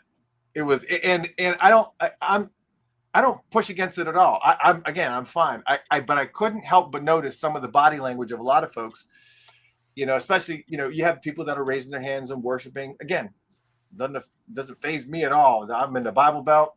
That's how I was raised, Yeah. But I do think that they maybe should probably consider that aspect of it, that a lot of people, there's a lot of religious backgrounds, not all just Christians, and there's a lot of, there's kind of, spread out. There was a contingent of a little bit of everything in the mix. And while Prince does have that religious and spiritual side to him, there's also that, he's also an artist that has that major fan base of Sexy MF and Jack You Off and Lady Cab Driver and Get Off. Yes. And not only that, I mean, Prince was very knowledgeable of the Bible, but Prince was a seeker. He took in a lot of different information, man. I really think that the gospel brunch is probably Lindell's idea.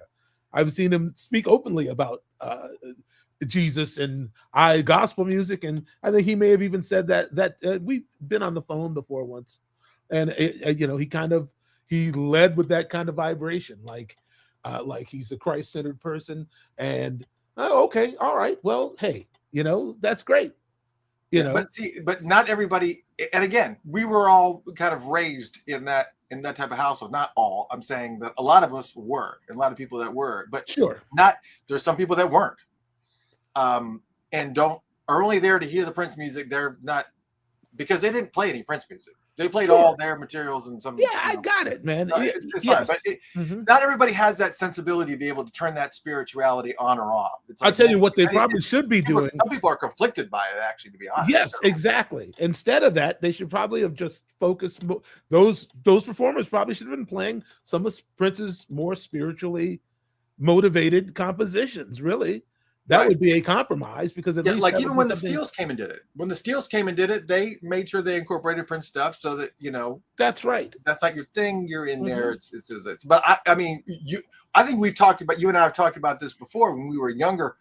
I remember, being raised in a Christian household and hearing Prince quote the Lord's Prayer in controversy and going, "Well, Oh, good yeah. Lord, anti-Christian," is like, Yeah, same here. it's like this old, growing up in the 80s, it was as a teen in the middle of that area, and you're looking like over your shoulder when that song came on. It was just like, and your mom came in the room, was like, "Oh, Yeah, yeah. No, I remember I was watching listen to the Carmen." Yes, I was watching like one of those video shows that came on after Saturday Night Live, and like it was either Dirty Mind or Controversy came on. It was like a local video show here in Minneapolis, and they played, and my mom and dad were in the room, and it was just like, that was a different kind of feeling, man. Yeah, and you absolutely wouldn't have played it if your parents were in the room. It was just like, And then put that's that, not gonna happen. yeah, put the Controversy poster in there in the mix, and then you have, if you have in me a conflicted young Christian person, Yeah.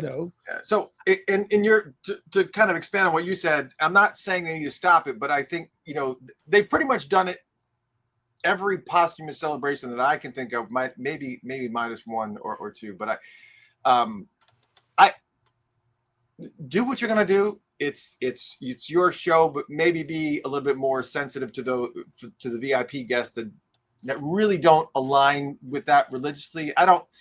As a Christian, you also you always get accused of like forcing your religion down people's throats, and you don't want people to ever get that vibe. And well, I just for the comfort level of everybody there, just for the sake of argument, I would say that Prince definitely challenged absolutely. a lot of that during the whole Love Sexy thing. It was like, I read very many accounts of Europeans saying, "Why is he preaching to us?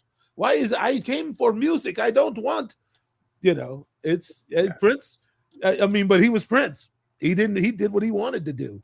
I think that if you're going to invite all sorts of manners of people, Prince was never. I never found him to be disrespectful towards any religion, But I think if you're going to have an event that is spiritually centered, it should probably be neutral. Exactly. Yes. So then, Noreen was actually there. Prince's Noreen was there. That's Prince's sister, right? No. Okay. What's Noreen's? Noreen was there. She's one of the people that's on the mix, but she made an appearance, which she doesn't make it a whole bunch of appearance, but I don't know who that is. I don't know what they do, but all right. Noreen is Prince's sister, right? I know Taika was, but is Noreen her? Somebody in the chat room will answer. I can't remember right now. Just because I'm like looking at the script that we got to get through. Somebody said yes. It's sister. It's his sister. Yeah, sister. That's what I thought. But she actually got up and she spoke. We didn't even know she was even going to speak because. And she mentioned that Prince was sincere about the Lord and said that, we would see Prince again. She also said that she didn't want, it was funny because she said, it wasn't funny. The statement wasn't funny, but you'll see why. She also said that she didn't want to see any of us go to hell. And if anyone was considering giving their life to Jesus, to not wait. And I think for every single Christian in that room, it crossed everyone's mind there for a minute. It's like, are we about to have an altar call up here? Hey, listen. Is that what's about to happen right now? But she didn't do it. She left it at that. She was just like, just don't wait. And that was it. It was just like, oh, okay. Well, I was just going to get. Yeah. Listen, I'm not against. I mean, I don't in my spiritual life. I mean, just because being a Christian in this day and age means different things to many people. I'm leaning on Christ consciousness at this point in my spiritual journey, because that's really what that's what I'm interested in, in modeling my life in that manner. There's too many people claiming the Christian, mantle for like there's their definition. My faith can't be contained by their definition. So I've just sort of, I'm believing what I believe. Good sir. So she kind of came up and spoke a little bit, and then she left in the middle of the unreleased music segment during a song. And as she was walking down the aisle, she was just, briefly shaking hands with everybody in the aisle. And then when she got to me, I was in the last row. When she got to me, she looked me in the eyes and she grabbed my hand and she just stopped there for a second. I mean, it was only like about 3 seconds, but it was like a long 3 seconds. And then she put her head down like for a second. And then I thought, maybe she felt like I needed extra prayer or something. Okay. Well, did and then you? She stopped. Of course, we all do. And then she amen. And then she put her hand on the back of my chair and she stopped for a second.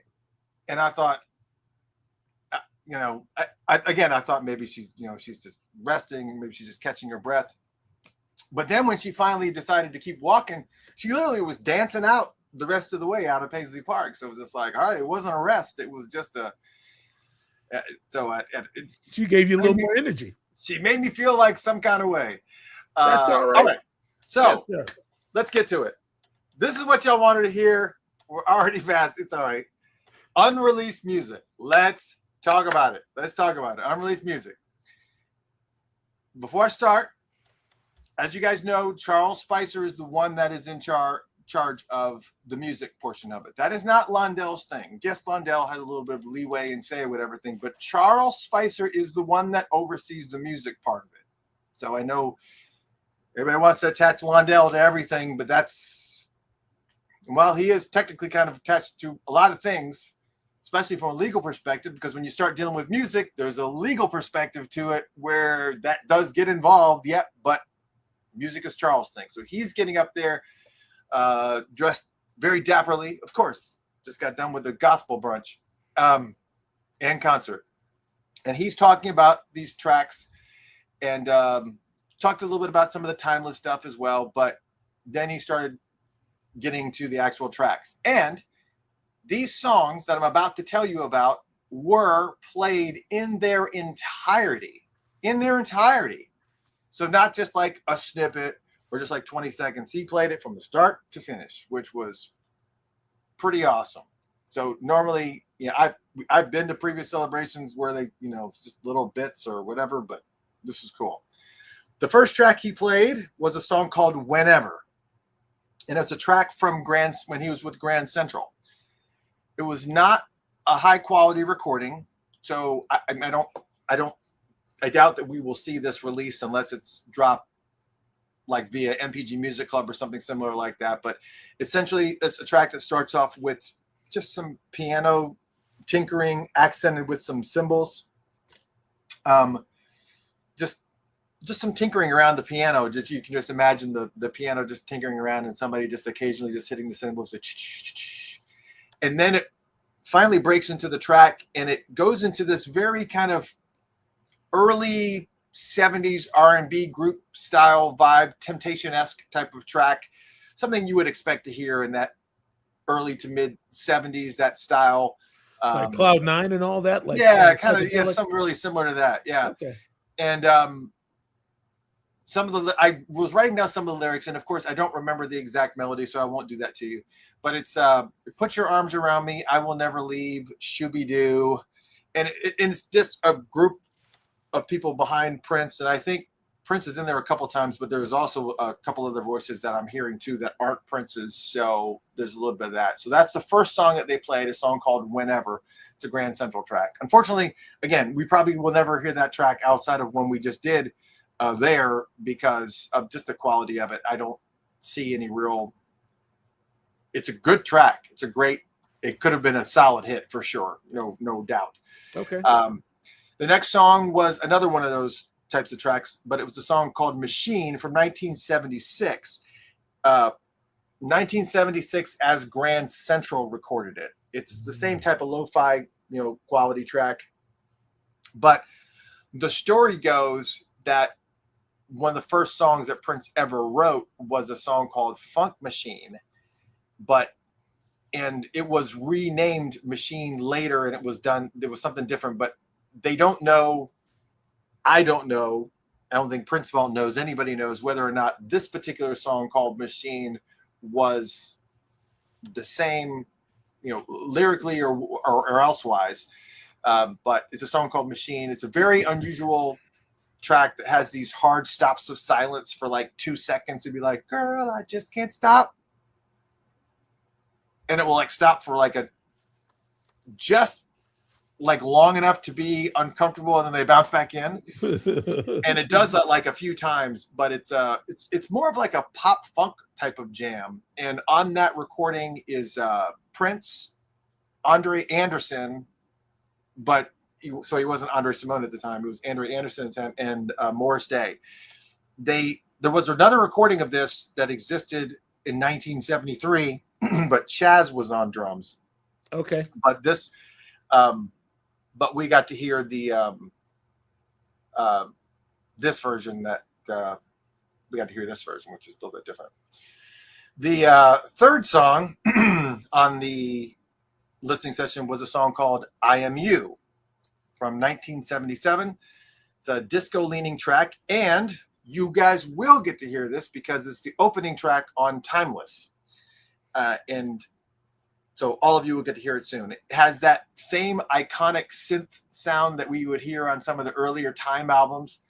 Matter of fact, parts of the synth riff that they're playing in this song, I Am You, again, that's the opening track on the Timeless album that's coming out, is also on the Time song, I Don't Want to Leave You.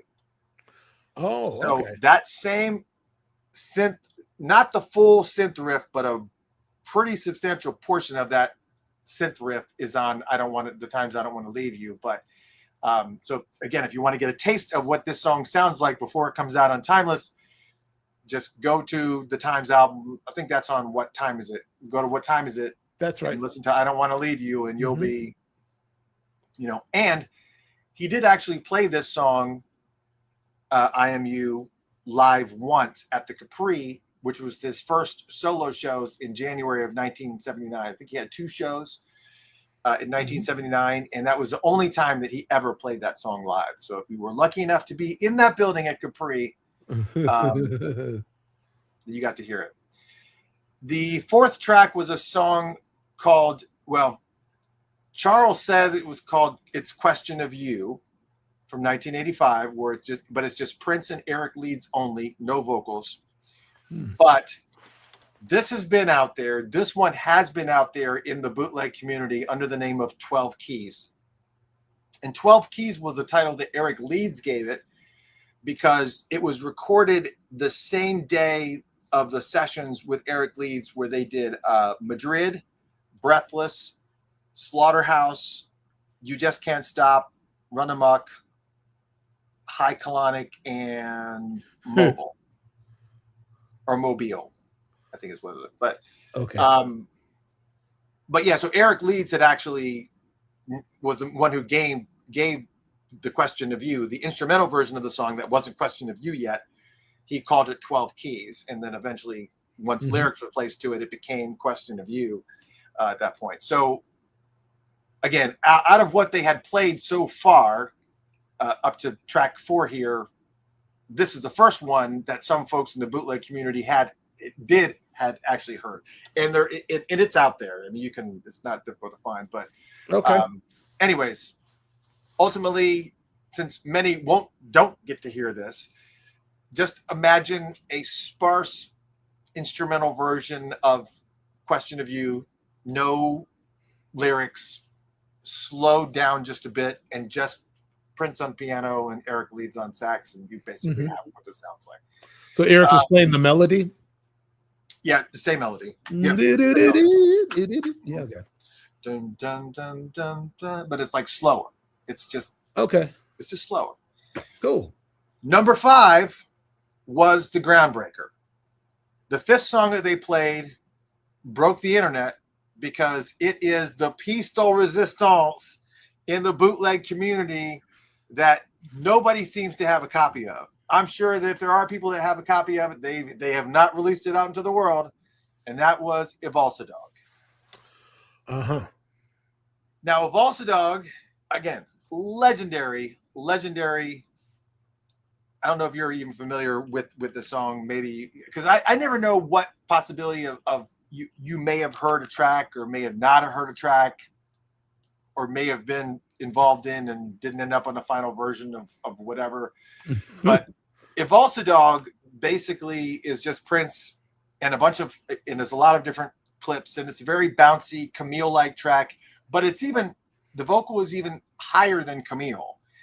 And at one point in time, he actually gave this song to Eric Leeds, not, for any type of singing scenario, but just instrumentally to kind of put something to. And I guess, and in 2000, at the Prince celebration, when Prince was with us, Evalsa Dog was actually played, but not even the full song. It was just like a portion of the song was played because he was trying to assess whether or not what songs would be put on Crystal Ball Volume 2 release. And everybody voted for it. It was one of the 17 final selections that they had to put on Crystal Ball Volume 2. But once that project kind of got abandoned and it was thrown to the wolves, it just didn't happen. But this is like, you can't even explain the note. After this listening session was over, just to kind of fast forward just for a second, I immediately went out and had my phone unlocked and went out into the tent and, took my notes and literally wrote down all of the songs that were played. And because I wanted to get the track list out there as quick as possible before anybody else could try to anyways. And when I put Evalsa Dog on there, everybody lost their mind. Even the bootleggers, the negative naysayers, and people were like, wait a minute, they play Evalsa Dog? Because it's like one of the Bigfoots of unreleased tracks. Like, did you really hear it? I've never heard it.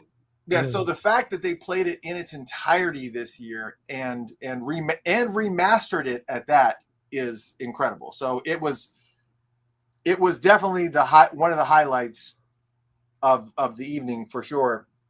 And matter of fact, I even told Charles this after the thing. I texted him. I said, this does not need to be just slammed onto randomly on some box set. This needs to be that track needs to have special treatment because it is again, it's just like a UFO. It's Bigfoot. It's just one of those things. Okay. And the fact that they bothered to remaster it leads me to believe that maybe it would land on one of those box sets somewhere. I mean, even though it deserves to stand on its own, and it's Parade era, and we got a Parade box set that's coming out. So it's speaking of that, it's actually came like I think a year after Parade, but it could still be in that Parade area. Yeah, all right. Because if it wasn't on Sign of the Times, then you're going to have to put it on Parade because that's where it's at. Sure. But anyways, it's just Prince singing in this Camille, higher than Camille voice. It's got these pan drums, ding, ding. It's just this whole thing. So that's what he was into in that whole parade. Sure. The first thing when I do that, you think of girls and boys or whatever else. New position, definitely. Yeah, new position, right. And it's just that various percussion, high energy, and it's a great track. So, Evalsa Dog. Number 6 was Tick, Tick, Bang. We talked about this before. Sure. Mm-hmm. Do not be confused that it's not the same thing. It's nothing like the Graffiti Bridge soundtrack. It's not like the 1981 version of Tick, Tick, Bang that's out there floating around in the ether. There is that 1981 that is, it's way close. That 1981 one that's kind of like a punk chugga chugga chugga. It's closer to that one than it is to Graffiti Bridge, but it's a rock song. It has extra. First off, you will get to hear it because this is the second track on that Timeless album. So you'll get to hear this soon too also. So if you're getting excited listening to my lame ass descriptions of some of these songs, you're going to get to hear this one. But again, while it's closer to the 1981 frenetic version, it's also it's more. This got extra guitar tracks. It's just a full rock track, and it's high energy rock. I think a lot of people are going to be surprised. It's whatever you're thinking you're going to hear. It's not that. It's very, very different. So I'm looking forward to it. No, New Position was not a machine. I actually cracked the code on the first three or four of Parade. I remember asking Prince one day, I said, did you just sit there and record like those songs like in one sitting, like straight down? And he hit me with that glare, with that, the ice grill. How'd you figure that out? I said, that's what it sounds like to me, man, that he sat there and he played Christopher Tracy's Parade, New Position, I Wonder You, Under the Cherry Moon, straight down. He had all that music in his head, man. And he did. And he did it. And what people don't know about that, and we talked about this before, and some people may not have seen that episode where we talked about this. He didn't just play them like back to back, like, okay, next, stop. Play it back. Went straight for like 12 minutes. He went straight through like it was one song. Exactly. He went straight through all four of those songs on Parade. Yeah. Like it was one song. Like that's why he was always, you could catch him at certain moments. I mean, I know that, like in the Tales from the Tour Bus, like Morris talks about how Prince would just be, when he first met him, like I see this cat in the corner just kind of looking at me, just kind of the ice like, cream. We would see that in rehearsal. He'd just kind of stop. And then he just put his guitar down and leave. He'd just go to the studio. Like he really just, it was what he survived on. Yeah, it was just amazing for anybody to be able to do that in general. It's just staggering. It's just unbelievable. So awesome. Anyways, so again, I'm looking forward to the possibility that it may end up never mind. Let's go on to the next song. All right. The next song you're on. And I wanted to ask you about this because I don't know what your situation is with getting checks when they release songs like this. But the next song was I'll Do Anything. And it's the 1992 version. Because there was a version that was supposed to be part of the movie of the same name, I'll Do Anything. And that there's a version that's been out there for years, but the version that is going to be on, they said it was going to be on something. It was going to be on, it's going to be on, was it going to be on Timeless? I can't remember. Wow. Okay. No, I don't think so. No, I don't. Maybe it's not. No, it's not. It's not. But the fact that they played it was awesome because I was like, you can recognize Mike Drummond. It's it's the full MPG band version that was recorded while you guys were on tour with the Diamonds and Pearls tour, and they're called the Platinum Studios version. Okay, because we did record some at Platinum, but we also did a lot of that recording in one studio session. We recorded The Rest of My Life, and then She Spoke to Me, There Is Lonely, Be My Mirror.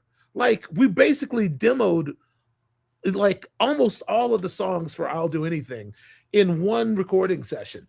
And then Prince heard that that Julie Kavner, the voice of Marge Simpson, was going to be singing. You mean to tell me Marge Simpson's going to be singing? No. No, yeah, she was going to be singing My Little Pill. Well, he didn't want her on anything. Right. Yeah, he or Nick Nolte for that matter. So once he figured out that was the studio's plan, he was just like, I'm good. Yeah. Yeah, I remember that. I remember. Yeah, I was surprised that song even saw the light of day at all. But anyways, hindsight's 2020. But obviously, Prince on all vocals and instruments. Michael B on drums. I always want to meet that guy. Sonny T on bass. He's overrated. Yeah, that's what I hear. A little bit of a narcissist. Yeah. Levi Ceaser on guitar, Tommy Barbarella on keyboards, and Rosie Gaines on keyboards. That's yeah. So it was cool to actually hear you on the every single time. And I was just like, it's Michael Bland. I was like, yeah, it's Michael right there. All right. Yeah. Then they played the track "Life of the Party" from 2002. There's not much really to say about the track since it was on Musicology, so you guys already know that song. But the primary difference was that this was the Camille version, and it kind of had a little bit more of a, I guess what Charles referred to as a DC funk bounce. So it's just kind of got that sparse instrumentation, slightly different lyrics, but this is kind of what the folks asked that they wanted. Said that they wanted. We want the variations. Well, they gave it to you. That was that. Then the other thing they played was just for really background, but they played the instrumental version of "Song of the Heart" from Happy Feet.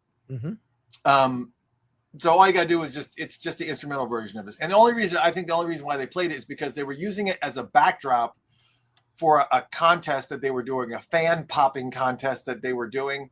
So they brought a bunch of people that came on stage that said they could, they were going to dance and do fan pops along with the music or whatever. And I don't remember how many people it was, 5, I don't know. And all of them danced, but none of them popped the fan. It's like they used the fan, but nobody, did the pop with it. So it's like, okay. So, but that's the only reason why that song was playing, but it was the instrumental version of that, which obviously is also not released. And then we just had a few more songs. The Guilty Ones, 2007. I think The Guilty Ones is going to be on Timeless, I believe. I think it is. Somebody go back to the Timeless track list. The Guilty Ones is going to be on there, right? I think it is. It's very, even though it's a decade later, it's still a very chaos and disorder sounding track. It's very, very raw rock track with heavy guitar.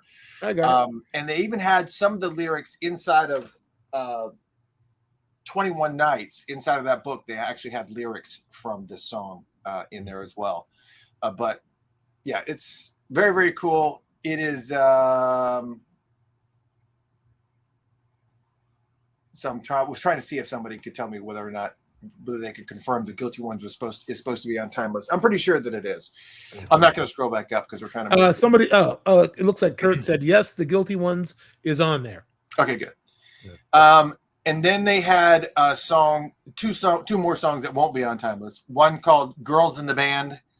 It was done in 2008, and there's a lyric through there. She likes the girls in the band. Not the same lyric from Rick James' Super Freak, but it sounds nothing like that. Same lyric. Again, yet another rock track that is really hard to explain. It's just pretty much just straightforward rock, but it's Prince, so it's nothing straightforward. There's just like these really quick changes and these, just little breaks so that it's Prince. It's just it's a 2007 recording. So once again, could we possibly see that on the 3121 box set that he was talking about for the first half of 2027? Could possibly end there because that's the era of that. Which track is this we're talking about? It's called "Girls in the Band." Okay. Yeah. And then lastly, the last track they played in the unreleased section was a song called "So Bad" that was recorded January 14th, 2016. Now, remember, this is just a few months before his passing, and he's already in that Prince piano and a microphone mode, but that's not what this is. It was probably one of my favorite songs in the unreleased music section because it's unlike anything I've heard him do before. It's a lot of layered vocals, sound effects, looping guitar parts, just loops everywhere. But it's a slow to mid-tempo track, and it's just like I want you, nay, I need you so bad. It's this weird. I can't even explain it. I can't even fully remember the melody to it, but Okay. it's just one of these songs that I've never heard anything like this, and I'm hoping that they drop this as a single, because people definitely need to hear this song for sure. You know, it's lyrically talking about needing somebody so bad, and just company in general, and just considering that he would be leaving us so shortly after this. It's certainly important in the lexicon and story of Prince. It's just it's I don't know how or if they will ever release it, but it's just got this really cool mid-tempo bounce to it, but it's just layered with these clicks, and it's not techno, but just kind of has that feel to it with the with the loops, and so. And that was it for the unreleased music section. And then of course they finished it off. We're not gonna go into too much because we're already way over. They did the full Jam of the Year concert from September of 1997 in Vancouver, Canada. So they did the whole thing. It wasn't a high grade. I'm not going to go over set list or anything like that. Guys can look it up on Prince Vault. September of 1997, Vancouver, Canada, the Jam of the Year concert. But they just came up from Paisley Park and did feel the need to kind of tell everybody, look, this is like VHS quality, because it wasn't meant to be shot and released. It was just for reference. Where's everybody at? How are, what's going on? I mean, it wasn't like it was a single camera that followed Prince most of the time, but okay, it did spend some time. It was a single camera shot is essentially what it was. Very few sound issues, but you could still hear everything and still appreciate everything that was there. Basically just a guide tape. And It was a really, really cool show. And then of course that was it. After that, everybody got on buses and kind of went their way. Some people went on the Lake Minnetonka boat cruise. I did not do that. I was just like, that was a long, long week. That was a long, long week. I said, I'm just going back to the hotel, because I knew I still had to attend Maite's Live for Love event that she invited me to. She wanted me to come out there, so I had to go to the hotel. Just got all my luggage and everything ready. Everything laid out the clothes for tomorrow and what I was wearing. Took a shower, and then went out to the event, and it was Sheila E. performing for an hour and a half. Sure. So I mean, it was like you can't not go to that. So it's just Sheila doing her thing, and then was trying to see if there was anything else that. So I did have a picture of Sheila performing at that venue. What was the sound like in that place? I've never been in there before. It was really good. It was really well. I think that they use it like I can't even remember the name of the place. Quincy Hall? Yeah, Quincy Hall. You're right. They say it's over Northeast. My rehearsal space with Soul Asylum is over there. I'm gonna have to go by and check that place out. It is a really good sounding venue. It's even good because the way that it's shaped, will carry the sound, up and down. So no matter where you are, kind of in that area. It's a really good venue, man. It's a really good venue. And the way they set it up, I think they set it up to utilize it as a wedding venue and a bunch of other different things. And sure, but it was really good show, good solid show. There's Lynn Mabry right there in the purple bandana right there in the stage right there. Yeah, Lynn is a monster, man. She is. Yeah. Again, if you don't know the resume of Lynn Mabry, you better look it up. She's a real one. Yeah. Better ask somebody, as they say. Yeah. You better ask somebody for sure. And they actually, surprisingly enough, they played a lot of Prince material that night as well. So I got to see her do Girls and Boys in 17 Days and just some things that never really seen her do. Eric Leeds was there. Eric Leeds was hanging out. Got to hang out with Eric. Did he have a pen he was clicking? I don't know. It was loud enough in there where I wouldn't notice it. Yeah, he likes to click pens when we. the running joke, but it's fine. He was telling me, but we were talking about baseball, and we were talking about because he knows I'm from Atlanta, so we talked about the Braves a lot. Because the Braves, I know for anybody that doesn't follow baseball, the Braves are like killing it this year. Sure. And then he likes to talk about his Dodgers and whatever, and the Yankees and whatever else. Mm-hmm. But he also talked about his new book. He said his new book will be coming out soon, and he wants to come on the show and talk about the book. So, you know, we'll absolutely positively do that. I mean, why wouldn't we? And his brother Alan was there too with his wife. And man, let me just say, I got to re-meet and hang out with so many people when I was there. Look, I mean, this is just a sampling. It's me with Chris Collins, Sonny T, Eric Leeds, Jimmy Jam. There's Lenka Paris. There's Maite and her dog Kiwi.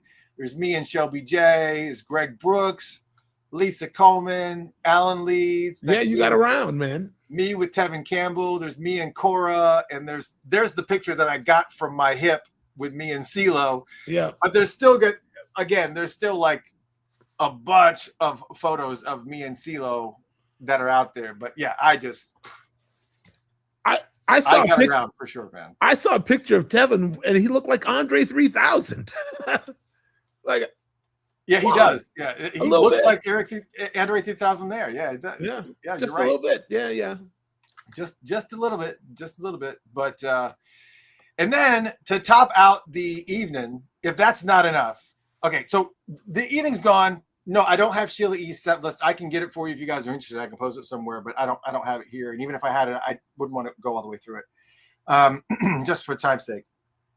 But then so Monday morning, I'm thinking, wow, that was just a lot. That was just a lot of things going on.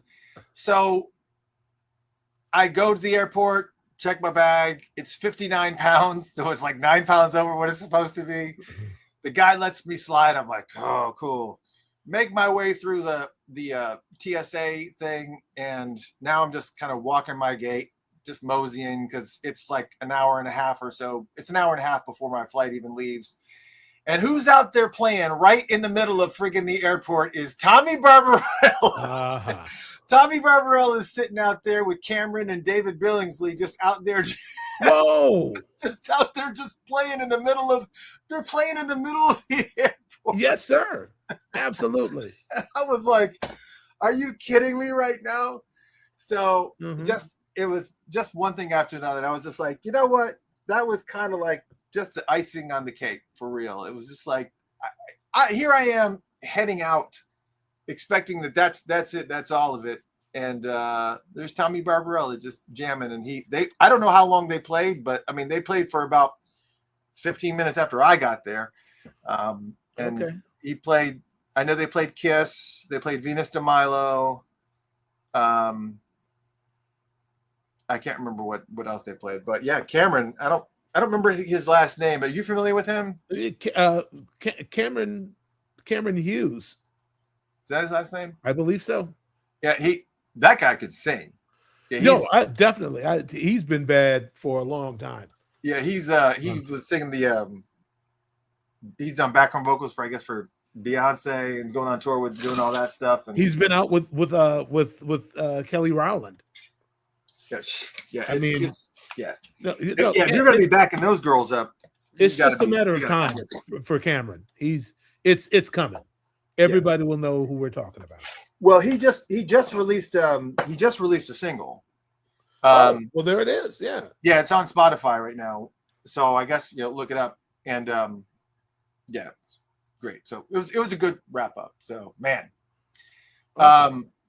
And that was it. I mean, that was basically it. You think everything's done, and then that was it. So then I flew back to Atlanta and spent my whole time at the airport doing this, getting all the stuff together for the show, and spend a large portion of today just trying to make sure that I had all the information for you guys. And I hope that was digestive enough, because that's me talking. We started the show at 7:00 and it's now 10:37.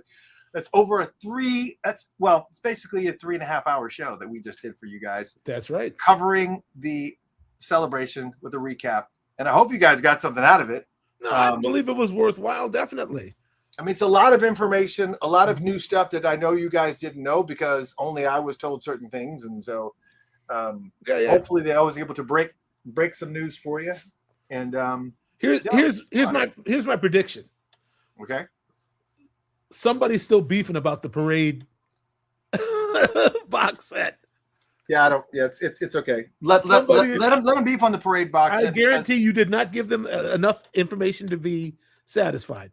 I'm. Oh no, I that's not going to be. They're gonna that wound is gonna keep weeping. Yeah, I can't. I don't know. Oh, can I address one question before Sure. we begin to adjourn? Yeah. None business at 9:24 p.m. asked me, "Have you ever played 777-9311?" And yeah, as a matter of fact, I did on tour with Prince. Like I believe it was the Gold Experience tour. We were in rehearsal, and one day I think Sonny just started playing the guitar part on his bass, and I just fell into the beat. And Prince turned around and said, "I didn't know you knew how to do that." And so it was me and Prince and Sonny, and then Morris Hayes was playing the clap from his keyboard, like a sample of the claps, and Barbarella's like it kind of just fell together, like we were just jamming around at rehearsal for the Gold Experience tour, and Prince just kept doing it every night, you know. Christopher, you ever asked Londell to come on the show? I have asked him to come on the show, and he is warming up to it, but it's taking a little bit of time. I think it's just taking a little bit of time, and y'all can't be in attack mode, whenever we talk about them or whenever we, and then say, when's he coming? They're not going to just step into a bee's nest. It's right. You got to make it so that they at least think that you're on their side. If they're going to make an appearance, I mean, good Lord. Let me liken that to a little tiny story about our cat, Miss Pants. Miss Pants comes into our master bedroom every morning, at least an hour before she's supposed to get fed. And she comes in and she starts pushing stuff off of the windowsill on the side of the room where my wife sleeps. Right? She steps around and she'll use the pillows to walk down and put her paw on my wife's head. Right? And if my wife doesn't wake up, then the claws come out. Right? And then my wife explodes. You little. And the cat just runs over to her like, "Hey, you're up. Great." It's like, you just terrorized me out of a deep sleep. And now you think I'm supposed to be happy to see you? It's crazy. Anyway, if you've watched the show enough, that cat has made a couple of appearances on the show. I think Bootsy has made a couple of appearances. Miss Pants, she's diminutive and she likes to hide. She's not in the room right now. Otherwise, I'd try to. Anyway. All right. So Kayla 3620 says, to be from Brooklyn, he has very thin skin. Well, first off, it's not that. It's just that if I want to have him on the show, I want it to be a productive conversation. We're actually going to be able to get information and not have to have him sitting here on the show defending himself. What do they even mean by that? It's just that he's scared, maybe concerned or scared to come on the show. It's not that. He's already said he's not scared. He just, who's going to walk into how much can you tolerate of just, It's an ambush. You're being ambushed, right? Wait to happen. I get it. So I'd be like, forget you, man. I'm not coming on there. You tell them people they can. Yeah, for sure. Well, yes. Yes. Michael, thank you for your amazing show on Friday. Yes, it wasn't. It wasn't Friday, but that's all right. It wasn't Friday. It was. I know what they meant. Yes, thank you, Olga's three boys. Thank you very much. Yeah. And let me see. There was one more thing that I wanted to touch on before. I saw something here that I had to address. Oh yeah, here it was. KMS 1904. So we didn't get a picture, Chris. Hope you like the chicken tenders. Yes. She actually got some chicken. We did a break after the break at Royalton Square or whatever, and we walked to this chicken place, and I wanted to get a kid's meal or something because I didn't want to eat a whole bunch, and she had a whole thing of chicken tenders, and she wasn't going to eat it anymore, and she was going to end up throwing it away. So she ended up letting me get the rest of her chicken fingers. I was like, all right, this is all I need. Thank you so much. Thank you. All right. Thank See, you. now you got my mouth set for some chicken fingers, man. I haven't had dinner. Yeah. All right, ladies and gentlemen, thank you guys so much for tuning in. I gotta end this show before my wife kills me. And hope you have an amazing time. We will see you next Tuesday, I believe. I think. I'm pretty sure I can make it, but I'll let you know. Yeah, I think Paul Peterson will be joining us. I don't know. We're still talking because we were talking before, and they've got some things coming up they want to talk about, so we'll do that. Ladies and gentlemen, you have been listening to Welcome to Funkatopia. Funkatopia Live is what you've been listening to. WTF, Welcome to Funkatopia. That's right. And I'm your host, Mr. Christopher. That is the major master of disaster, the snare drums nightmare. Yes. Michael Valand right there. Indie face. Indie face. Indie face. All right. We probably should should we wrap up a show with that? Yeah, let's do it.